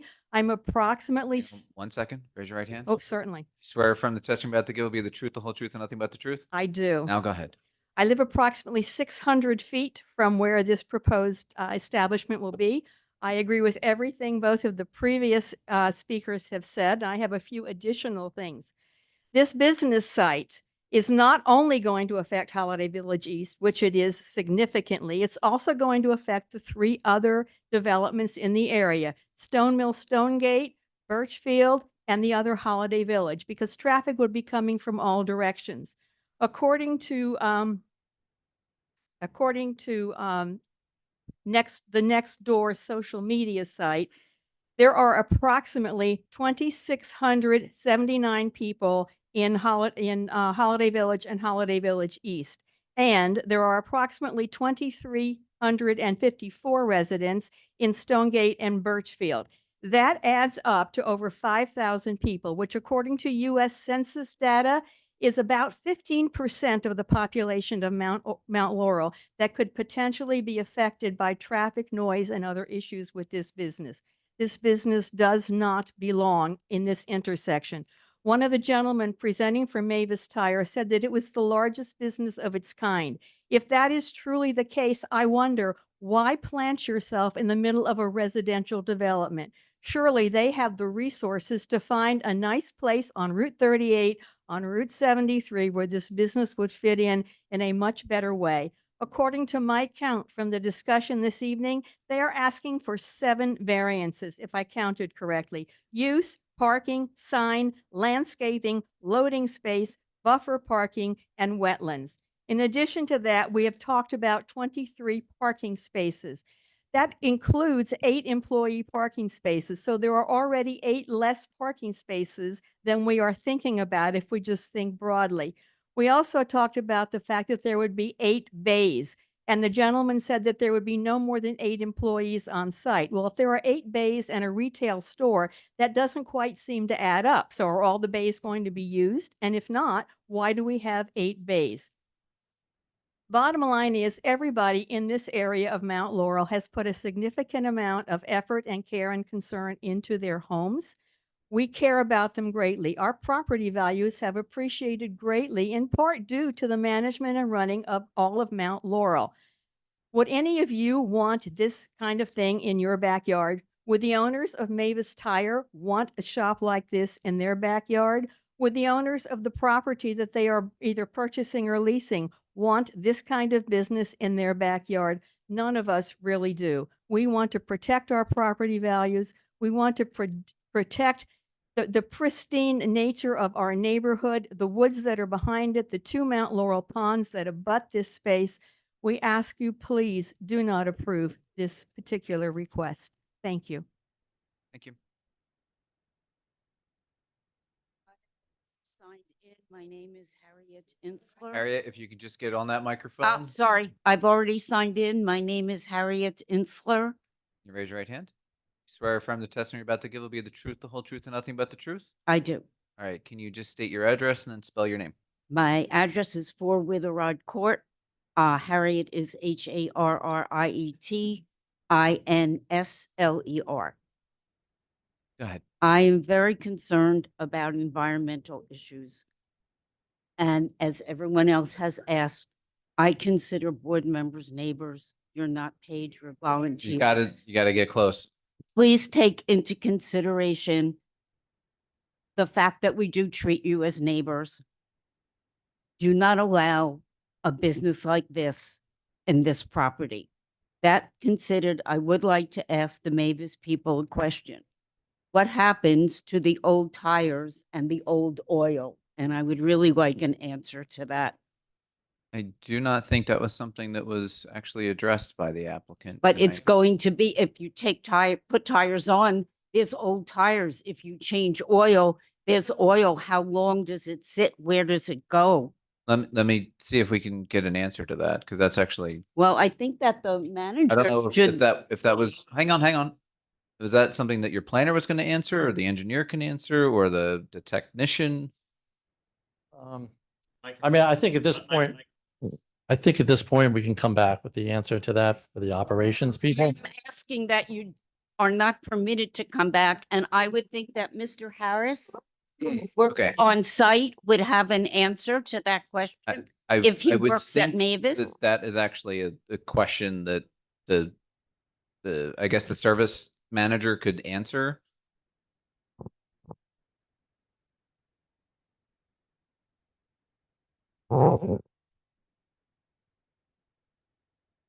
So the scrap tires get picked up by a scrap tire company. And then the used oil also gets picked up by a recycling company.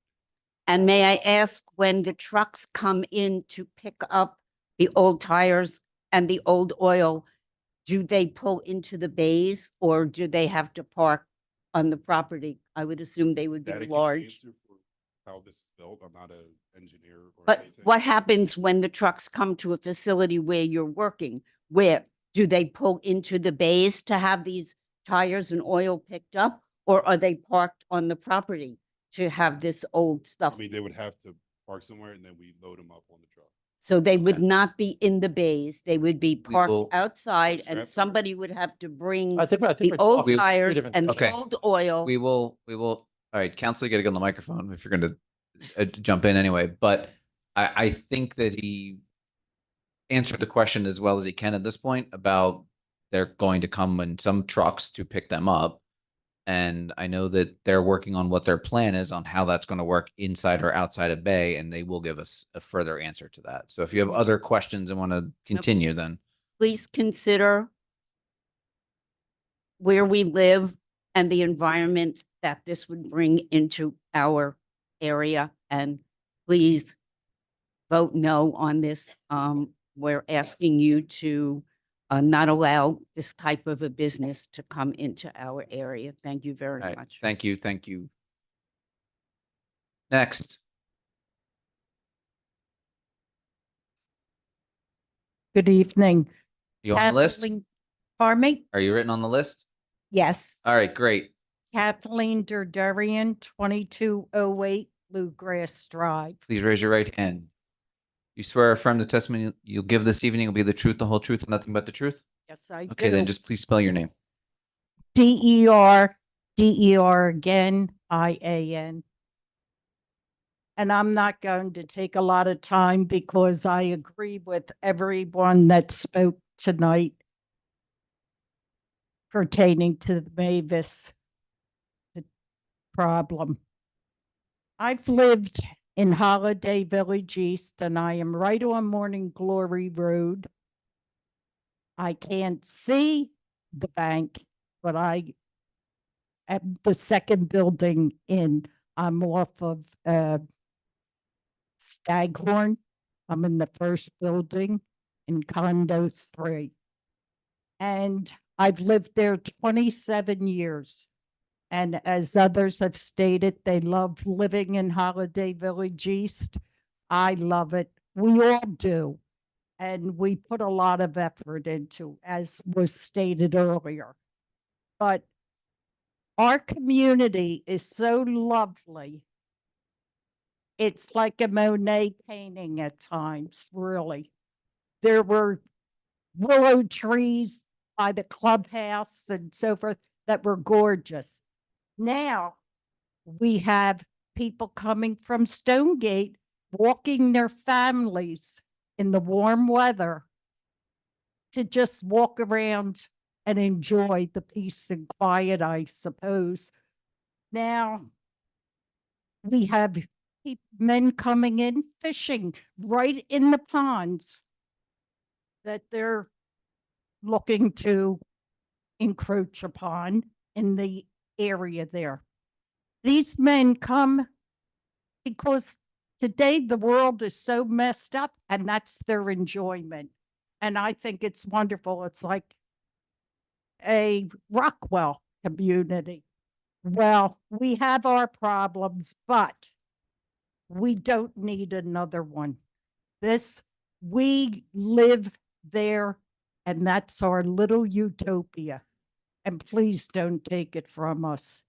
We need the peace and quiet of a bank or some other business that would be beneficial to us. And Mavis, I wish them well, but they belong out on the industrial highways, not in the commercial, in the residential area. And that's all I have to say. Everyone has spoken here, and they expressed our feelings. So thank you. Thank you. Next. Hi, I am Patricia Walls. It's WALZ. And Can you raise your right hand? Swear or affirm the testimony you're about to give will be the truth, the whole truth, and nothing but the truth? yes, All right.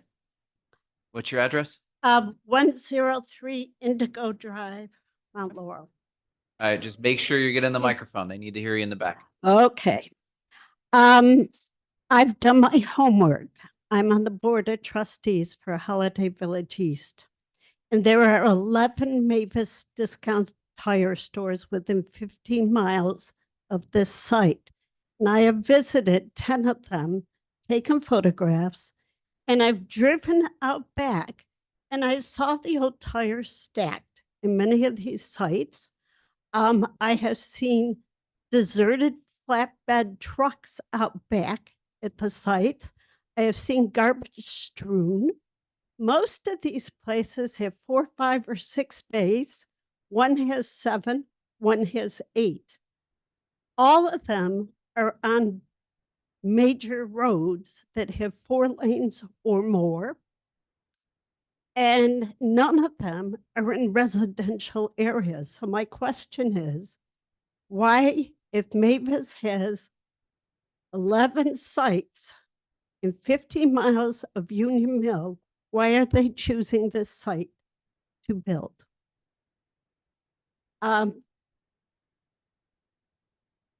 it's an 8-bay. And if you're counting the number of cars coming in and out for a traffic expert here, does that place that he visited have 6 bays, 5 bays, 4 bays?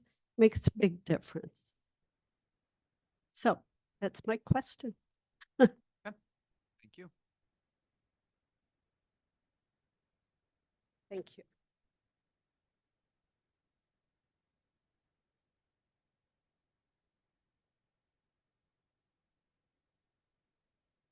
My name is Stacy Fulton. I live at 55 Longbridge Drive in the Stonegate community. I'm on the list. You swear or affirm the testimony you're about to give will be the truth, the whole truth, and nothing but the truth? Yes, I do. I Just spell your name. STACEY FULTON. I too did my homework. Shout out.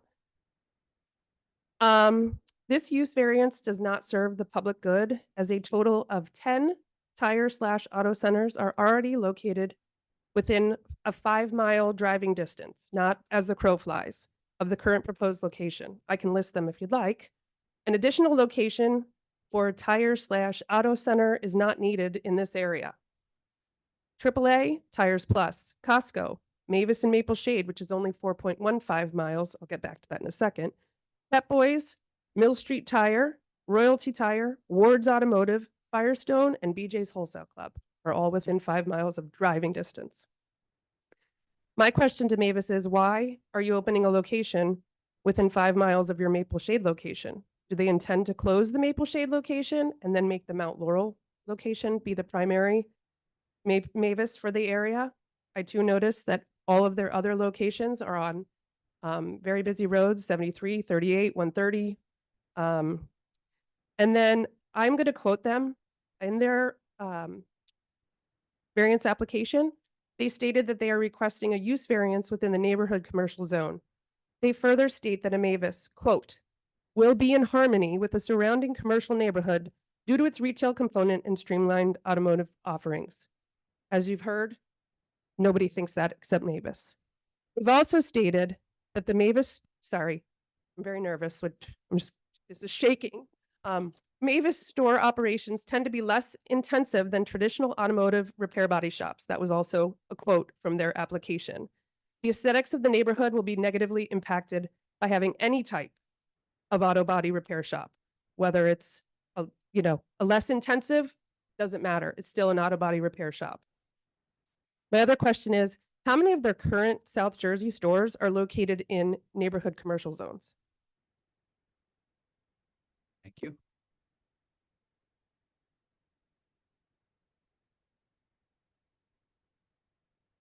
Hi, my name is Colleen Hadoff. You on the list? I am on the list. Can you raise your right hand? Yes, Do you swear or affirm the testimony you're about to give will be the truth, the whole truth, and nothing but the truth? absolutely. Can you spell your name? My first name is Colleen. It's Coleen. And my last name is Hatoff, like Hatoff. What's your address? It's 402 Farmhouse Lane. Okay. So we are located across the street from Union Mill Road. And it's the neighborhood where when you first come in, it's the very first right-hand turn. I really enjoyed listening to all the different things that people have shared. I did some research as well, and there were 18 points that I wrote down, and almost all of them everyone said already, so that's great. The only thing that I just want to add is that we have a sign that says 7 acres are reserved for open space, very, very close to where Mavis is going to be. There's a huge wooded area there. It's protected. There's quite a few deer that tend to be there. If Mavis is built and there's noise and all these things, I'm thinking that the deer are going to start to move into our neighborhoods. We have a lot of deer that are in now. If you have a garden, you know what it's like when a deer comes and eats the food. So that's a concern that I have also. The hazardous materials that are going to be used, that's another thing that is concerning.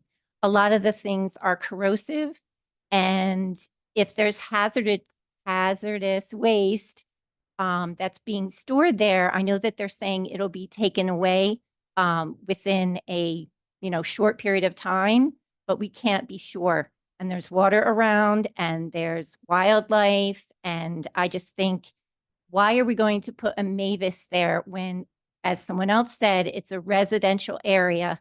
And the 3 Mavises that I have visited, there's one in Cherry Hill. It's off of Route 73, which is a major highway. Delran is off of Route 130, which is another highway. And then recently, there's one in Deptford, which is near a highway. So I don't understand why they want to put this in a residential neighborhood. Thank you. Thank you.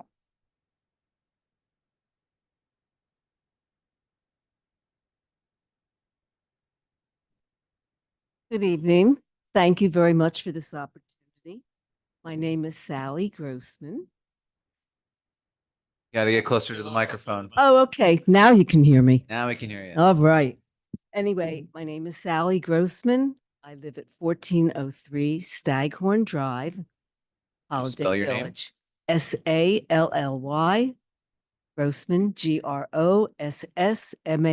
Raise your right hand. Do you swear or affirm the testimony you'll give this evening will be the truth, the whole truth, and nothing but the truth? Yes, I do. All right, go ahead. All right. I'm going to keep it very brief. In addition to what has already been, Got to get closer. sorry, In addition to what already has been commented on so far, I hope that the members of this board will take into consideration that the bordering community is a retirement community, as well as the area across the street from us. They are not, but they also have their reasons for not wanting Mavis to be built. Our community is basically a retirement community. We bought our homes for the peace, quiet, beauty, and tranquility that people paid premium prices for to be located by the pond. I happen to live right off of the pond, and I enjoy the wildlife. We have deer, we have blue herons. If the water is contaminated, what kind of fish are the herons going to get? Or we also have eagles.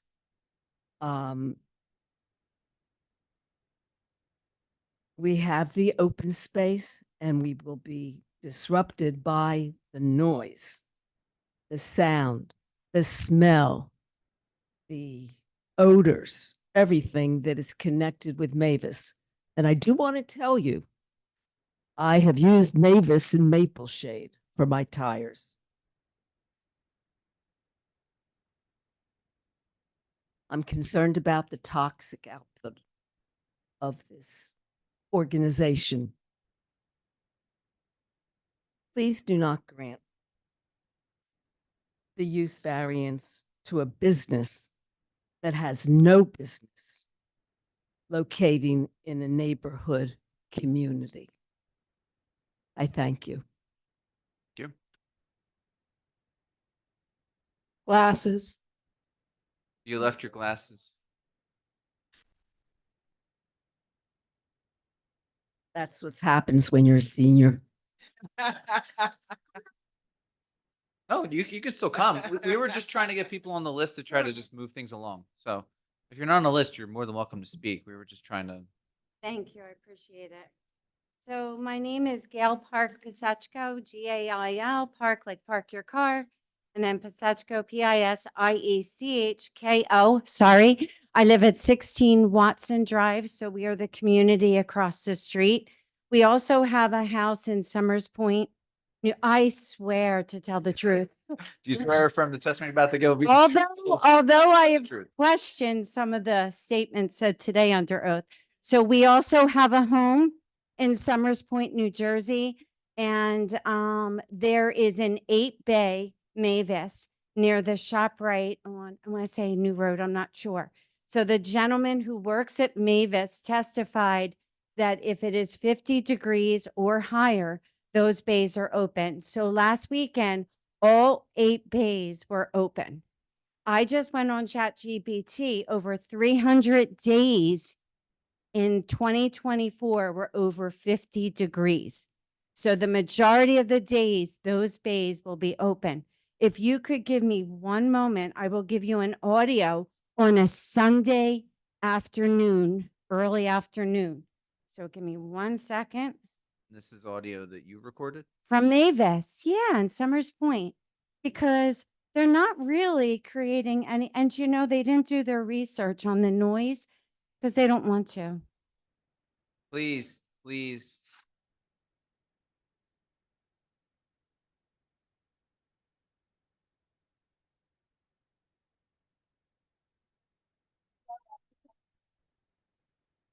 And that was just about 2 minutes. Sorry.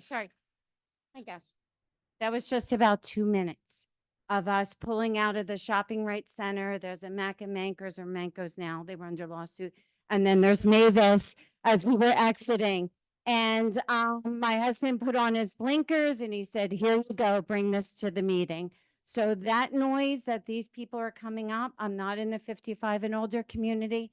And the young lady who spoke, I've actually taken that crosswalk and was almost killed one evening. The car coming out was beeping for another car to stop. That is trafficked by human beings, strollers, vehicles. So I 100% support that, but the noise will take away everyone's peace. So that was not honestly represented. So there you go. Thank you very, very much. Thank you. Please, please.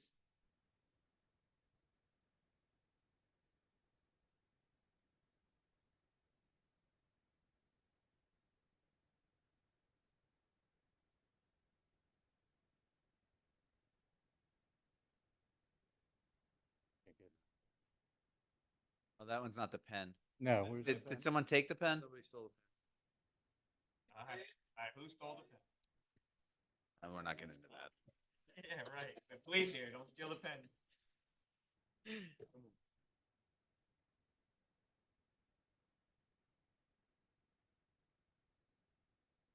Good evening. Good evening. I didn't really plan to say anything tonight, but I have two questions. Hang on. Oh, Name? Steve Healy, Healey. First name Steve, 1908B, Ginger Drive. Do you swear or affirm the testimony you're about to give will be the truth, the whole truth, and nothing but the truth? I do. All right, go ahead. Okay, just two quick questions. I think this would be for Mr. Harris, was it? The overall protocol seems to be that when you take tires, you store them for a while on at your facility. And the comment was, well, they're picked up in a little while. What's a little while? What's the protocol for Depends on that? the amount of times. If there gets to be an excessive amount, we call and they get picked up. What's an excessive amount? It depends on the location and size of the storage area. So I it's, can't give you a specific. okay, so there's no real plan as to when Yes, the there is. tires are picked Yes, up. there's based off whatever size the storage is. So again, I can't. Is the storage inside or is it outside? It depends on the location. Okay. Now, how about the oil? How often is the oil picked up and taken away? Again, that depends on how full the container is. So it seems like most of it is pretty much up to, Wait. It's getting on the microphone. Is that, it's not. Did it die? May have to share. Thank you. I don't want to interrupt the gentleman, but we're asking questions that were outside the scope of the original direct. So we weren't talking, wasn't Mr. Ellis's testimony with respect to these items. So we were going to bring him back last time. I'm not sure if we're doing public comment now or we're doing questions. It's getting a little confusing, to be I honest. think that the public that had some legitimate questions to try to get answered. I understand to a certain extent that you are not particularly familiar with the plans for this location to know how many tires it'll store on the location, so therefore how often they may have to be picked up. Or I think generally you understood that there is some storage tank that holds the stuff for a while, Right. and then periodically it gets pumped out. Right. And that's the extent to which you know because it hasn't been fully developed, This store now. right? This store hasn't been developed. Okay. Does that address? well, not specifically, but I guess that'll have to do for now. Thank you. Thank you. I think that the other part about being able to do the public comment before the applicant has been able to finish testimony is to be able to address any of these additional things that are brought up. I know there are some questions that were asked that we did not directly seek answers for because I know they related to, I guess, what your planner was going to address. But to the extent there are some questions that we may be able to get an answer to, it's nice to try to complete part of the record. All right. Mr. Chair. So I think the public's question there was a valid one. So I would suggest you write them down and have prepared answers. They have the court reporter, right? But you can also read off the court reporter one. All right. Next witness. Good evening, everyone. My name is Elizabeth Sismanik. I live. You're gonna have to. Talk as loud as you can. How are you doing? My name is Elizabeth Sismanik. I live on Watson, 92 Watson Drive, which is my neighbor, a couple houses down, Heather. All right. Can you raise your hand? Yes, Do you swear or affirm the testimony you're about to give will be the truth, the whole truth, and nothing but the truth? I will. Okay, can you just spell your name for the record? It's Elzbiega. That's my first name. And the last name is Szymanik. All right, go ahead. So as I said, I live across the street from the ShopRite, most likely like from the boot camp. So basically when they were exercising across the street, I was exercising with them free of charge. So my point is that I have a actually question to traffic engineer. Did you guys consider put the light on the intersection of Ann Drive and Union Mill for the safety of the traffic, so, because, I lived there for 20 years. So my point is that, as Heather said, to get out at 5 o'clock from my neighborhood and enter the Union Mill is practically impossible. So my question is, did you guys consider that? Do you think about it to put the light on that intersection? We don't have the authority here to say whether or not a traffic light goes there, but if the applicant considered it, I think he was standing up to answer. Sure, yeah, I would just say we have not considered it. The volume that this proposal generates is nowhere near something that would warrant that significant of a change. Of course it will, and I let you know why, because a few years ago, I witnessed a car accident over there. And as a witness, I stay away for the police to testify. And police officer strongly, I asked him basically, is it possible to put the light over there? His answer, that will never happen because the distance between two other lights is too short and that would create too much traffic. So, being resident over there for 20 years, and I know how difficult and dangerous it's over there to just, even cross the street. That's simply, that business that does not belong over there. Simply, that's what I'm trying to say. Thank you. Let's not consider the fumes or anything. It just simply does not belong over there. Okay. Anything else? That's it. Thank you so much Thank for your you. attention. All right, we have time for a couple more.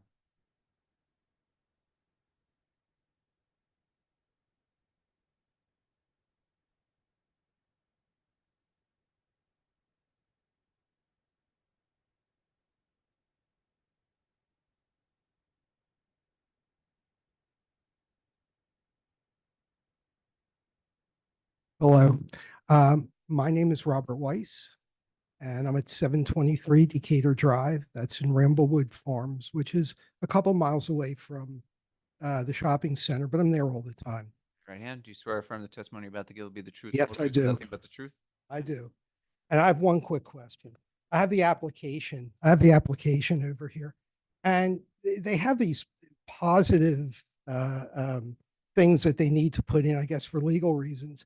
And the conclusion of all the positive reasons why there should be a big tire place is that they say it's respectfully submitted that the subject property is particularly well suited for charging station use. Does anybody know anything about this charging station? Microphone. Hang on. There are just a couple of charging spaces on the lot. It's ancillary to the Mavis use. For electric vehicle. Hang on. Well, I'm sorry. don't have a direct conversation if it's. Oh, I'm sorry. Just if you can talk, just talking to the microphone. So The gentleman wants to know where they are on site, so. Oh, we I can- don't even know if that was particularly identified, just so We we can have our engineer recalled. Mr. Ritchie, could you please point out where they are? We're proposing one electrical vehicle space to the southwest of the building, adjacent to the ADA spaces. Okay, I have one more quick question. Are there going to be any oil tanks on the premises? Have to recall our operations manager, but I there will be believe- oil storage. I believe there was going to be storage of the used oil, I'm talking about the new stuff. but I don't I'm know. sorry, I'm talking about the new stuff. Oh, no one had said anything about what the new stuff, how that's done. There will be oil storage tanks within the building. And that's where it's storage for both new oil and used oil. And so that's where the oil is stored. and it's delivered there. And then when the used oil is picked up, it's picked up from inside the building. Okay, and where's that located at? The I tank? mean, specifically within tanks. the building? Yeah, where do you have the tanks? It's within the service area. Okay, Yeah. but it's not near the woodlands or anything. Oh, it's inside the building. Inside the building. Yeah. Okay, thank you. Thank you.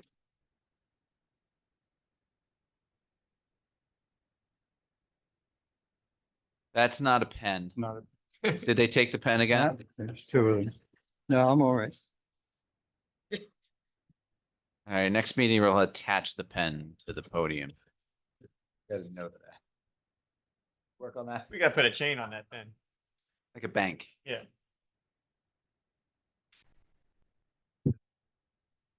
My name is Charles Morrison. I reside at 12 Goldenrod Drive in Mount Laurel, New Jersey, Holiday Village East. Can you spell your name? Charles, Charles, Morrison, Morrison. Raise your right hand. You swear or affirm the testimony you're about to give will be the truth, the whole truth, and nothing but the truth? I do. All right, go ahead. I personally have observed Midas location where tires are strewn about the parking lot, which obviously makes it an eyesore. Going to the phrase, talk is cheap, they say that the loading is going to occur partially inside. What happens when that doesn't occur? Vehicles are going to be towed there. They say that they're going to be done on the lot itself. What happens when they're on the street? That's going to become an enforcement issue, which the residents are going to be saddled with. The last thing I would like to ask is, at the subsequent hearing, are the public going to be able to ask questions as we are now? I do not think we will complete the public portion tonight. I believe that there will be continued public portion at the next part of the hearing. The only thing that we don't want is essentially redundancy. We don't need people to come back and Understood. say the same thing, but to the extent that there are there's going to be additional testimony, additional things that come up with relating to those items, the public will be able to comment. And the primary reason I asked that question is because many people left before the public session occurred. And I I understand. just wanted to see that they were going to get an And opportunity to speak. I think that, we're probably getting to the point to figure out when this will continue. So we will talk about that probably to at least provide notice. So if we know it's going to be at the December meeting, you all will know tonight when it's going to be. So we will get to that. I think we have time for one more public comment, and then we're probably going to wrap up for tonight. Thank you. Have a good evening. Thank you.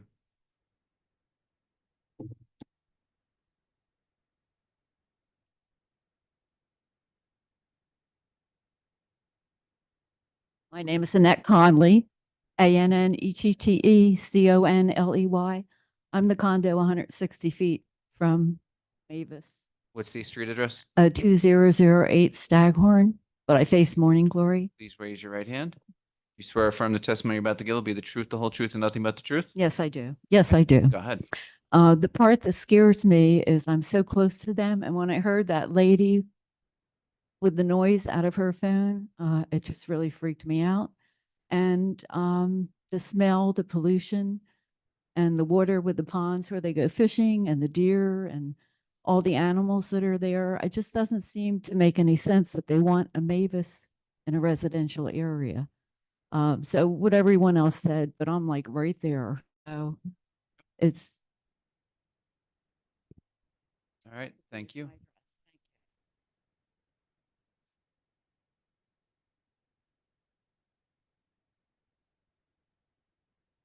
Come on up. Again, Rocco Palmieri.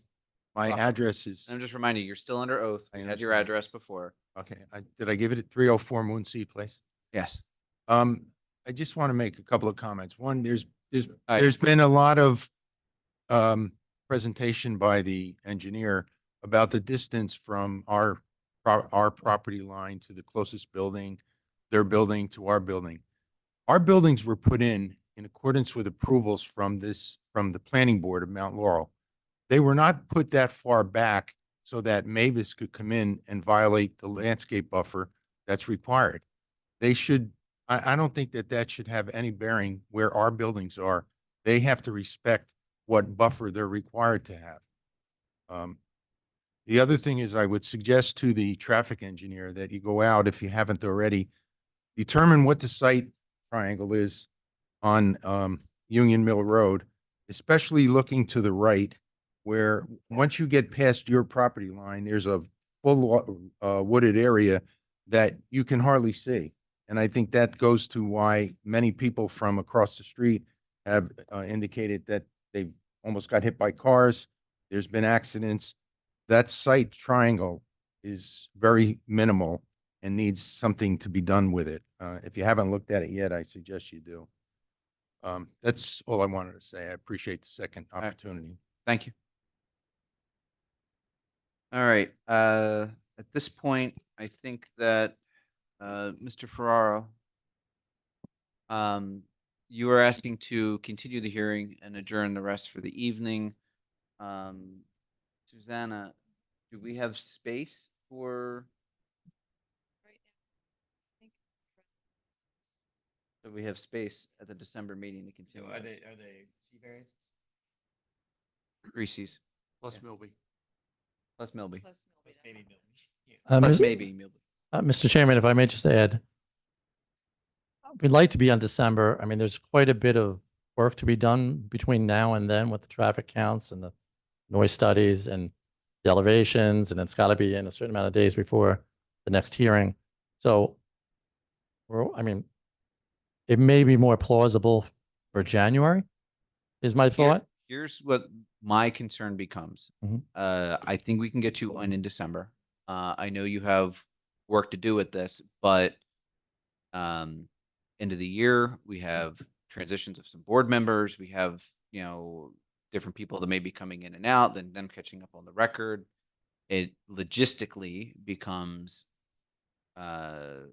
easier to complete it with this board as constituted. That it either happens at the December 3rd meeting or, and I know it's an imposition on my board members, but I would even do it as a special meeting because we do have enough public that's interested in this to try to get this completed in a short order. So When would the, I guess the question is when can you be ready? I mean, December 3rd is not a possibility. There's no way to do this. So you can't be ready by December 3rd. No. The only thing he's trying to note is that No, some there's- board members may depart the board at the end of the year and new members may join the board. I understand. I understand. And then right now, our January meeting is probably not, it's probably the it's second. after the reorg and I don't even know. Date, yeah. Yes, January 12th, I think it's the second. It's in everybody's. Second Wednesday? That's the 14th. Or 14th then. Right here, it's January 14th. And we'll obviously provide transcripts from the meeting. I know we'll have So- transcripts. I want to, if we're having this thing scheduled while everyone's here so they have adequate notice of it. Yeah. If we are going to continue this, is continuing on January 14th. Mr. Chairman, we may want to have the applicant renotice. I mean, it's going to be a great length of time between the different meetings. Frankly, asking the residents to think about what's going to happen in 2-3 months from now, based on the information provided. Typically, what we would do is that, obviously schedule the applicant for a next meeting, but if they're not for the next meeting. You gotta Sorry. get on the mic, Jay. Sorry. If the applicant's not going to be scheduled for the next meeting, and frankly, the applicant's bringing up a legitimate point. They cannot get that work done in time. I don't see how it could happen. They should have to renotice to be heard for the next, whatever meeting they submit the information. I disagree with that, Mr. Chairman. I think it's commonplace for a board to announce the next meeting. What's the difference whether you're announcing today if it's December 3rd or if it's January 14th? Right. It's notice to the public. How many people are 200 feet from the property? Hang on. There's so many You people. have a you question. will have an opportunity to speak. You are intervener in this. I will get to you. I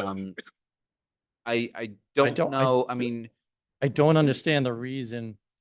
Well, we admit that we can't get this work done by December 3rd, but we're trying to pick a date instead of carrying the matter to December 3rd. and then sending in a letter saying, Oh, yeah, I don't we wanna want to do that. carry. I next don't want to do schedule, that and- to everybody. no, So I'm I- trying to be upfront when I ask for January 14th. But I mean, it's almost like punitive to require the applicant to renotice. There's so many people here. I mean, everybody knows about this application. The, all right, We're going to announce it tonight on the record. the concern is we don't know what type of applications we're gonna have. We But don't that- know what the agendas are gonna be like. It's very questionable. Well, But I have to renotice 2 weeks before. It's not like I can wait till, I have to renotice at the end of December. So So I agree that it is not uncommon to notice for a date certain, period. I don't know what your supplemental material is going to involve, what it's going to include, and how it might change the nature of your application. So if we can say with absolute certainty that there's nothing substantive that's going to change in regard to the ask, I don't think it's a problem to move it to a date certain. But if there's But- actually the issue regarding the prior approval for the neighborhood. That would need commercial and renoticing. New variances, it's going to be renoticed anyway. we have a use variance in this application. We've noticed for that use variance.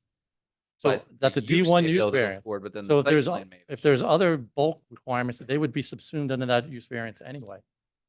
Believe me, our intention is not to come back with more variances that we have in our application. Our intention, and why we're asking for the time, is to come back with a plan that is more compliant. I don't, we're not going to waste everyone's time by coming back with more variances. Well, you know what? We got to hear from Mr. Cho Sure. what his opinion is on it too, because we already granted him intervener status. So Thank you. I'll be short. I agree with your planner and Mr. Campbell. You know, they've talked about making some serious changes to their plan tonight. It would involve potentially putting a road behind the building in order to supposedly make it more conforming, but that would cut into the buffer as well, right? So you could be talking about new bulk variances. And my understanding of the case law is that you need to notice for variances. You need to identify bulk variances. Just because you have a use variance doesn't mean you don't have to identify all your bulk variances. You have an amended site plan approval potentially, changing some of the conditions of the planning board's original condition. That was not noticed for. So given the magnitude of the change, the potential differing variances, amending the original site plan, I submit that the application needs to be renoticed. okay, my gut on this is that notice is sort of like the minimum requirement to advise people what is going on or what is going to be happening with this. And does the applicant really have a problem with issuing some sort of renotice for a January 14th date? Just to make sure that, you know, all our i's are dotted, t's are crossed, that the public is aware of what's going on, if there's any changes or any amendments or any other things, just to notice them. I don't, how many were on the notice list anyway? Yeah, that's what I was asking earlier. There's about 15 or so. I just. 15? I mean, that's. I mean, Mr. Chairman, we would certainly do it as an accommodation. I guess it was the argument was whether it's legally required. You know, that's a different story, but as an accommodation, We're requesting. as an the change. accommodation, That's all. if the Yeah. board is asking us to do that, then Yes. we'll do it. Yes. But it's a different question. Okay, so for our purposes, I think that we are going to adjourn this till January. hearing. We're adjourn this hearing until January 14th. The applicant will be providing notice. And that includes not only the 200-foot mark, but to also counsel who's now part of this matter as an intervener. So therefore, he's responsible for whatever additional clients outside the 200-foot buffer he's contacting. And then we will just continue this then. I know the applicant submitted a list of exhibits and also a list of experts that were going to testify. Does Objectors Council, does he plan on having an objectors case and professionals? Could we have a list of who's going to appear on behalf of that applicant? I Well, I will leave that to whatever is worked out between our board counsel and counsel involved in this as to whatever his legal requirements are to produce. That's the best I can do with that. All right. Just before that question, I just want to add one thing. It's not a question for the applicant, it's for the public. So right now, this hearing is going to get adjourned and then reopened January 14th. January, the weather could be questionable. Something could change where the applicant's still not ready. So you can call the office the day of and make sure it's still on. You don't want to be like the people before that were confused and then didn't get to be at a hearing. So although the date is set, things could change. So, a phone call to the township can verify things. Okay, good. All right. Is there anything else that we need to address, council, this evening? Nothing from me. Thank you. All right. Kind of out of order with this, but you're only one person, hopefully. What? We're not, this is not. Okay. All right. Hang on. You'll have to come up and at least get on the microphone. Thought we were done. We were kind of done for public. I comment, know. But I'm just trying to. Well, this No is, comment on this, the application. okay, this is about the setting a new meeting. With the senior citizen community, and I don't know about a lot of people here, but I know myself, I've been, the first meeting was canceled, then we came to this meeting. Now we're saying January. A lot of us go away, like January, February, March, or whatever, that won't be able to attend. All right. Hang on one second, man. We just got to get your name, Janet Morris, your address. 12 Goldenrod. All right. I know you weren't testifying. You were just asking No, questions. Look, ma'am, Giving them more and more Ma'am, time to do this, to this do is that. not an exception that we're granting for this applicant. These kind of things happen all the time Yeah. before boards like this. We have time constraints. I mean, we started at 6. It's now 10:25. I know. Yes, I and we appreciate got that. through some of this. Right. So we meet once a month. We are all volunteers. We don't actually work for the township. We're doing And I this as volunteer Thank God service. for you guys. So we do this once a month. December 3rd is our next meeting. Yes, it would be a quick turnaround to have to do a lot of work and get it in for us to Mhm. review, to notice you, to get it out for that meeting. So we want to get this done, but we have to make sure it gets done thoroughly so that the applicant's rights and privileges through the process, the intervener's rights and privileges are all preserved. We want to make sure we have a full record, make a comprehensive decision, and just get this done with. And hopefully January 14th, we get there. All right. I just wanted to make that point. Thank you very much. I So, can I get a motion to adjourn? This meeting or this hearing? Both. I move for both. Can I get a second? All in favor? Aye. Thank you. Get the gavel, man. Holy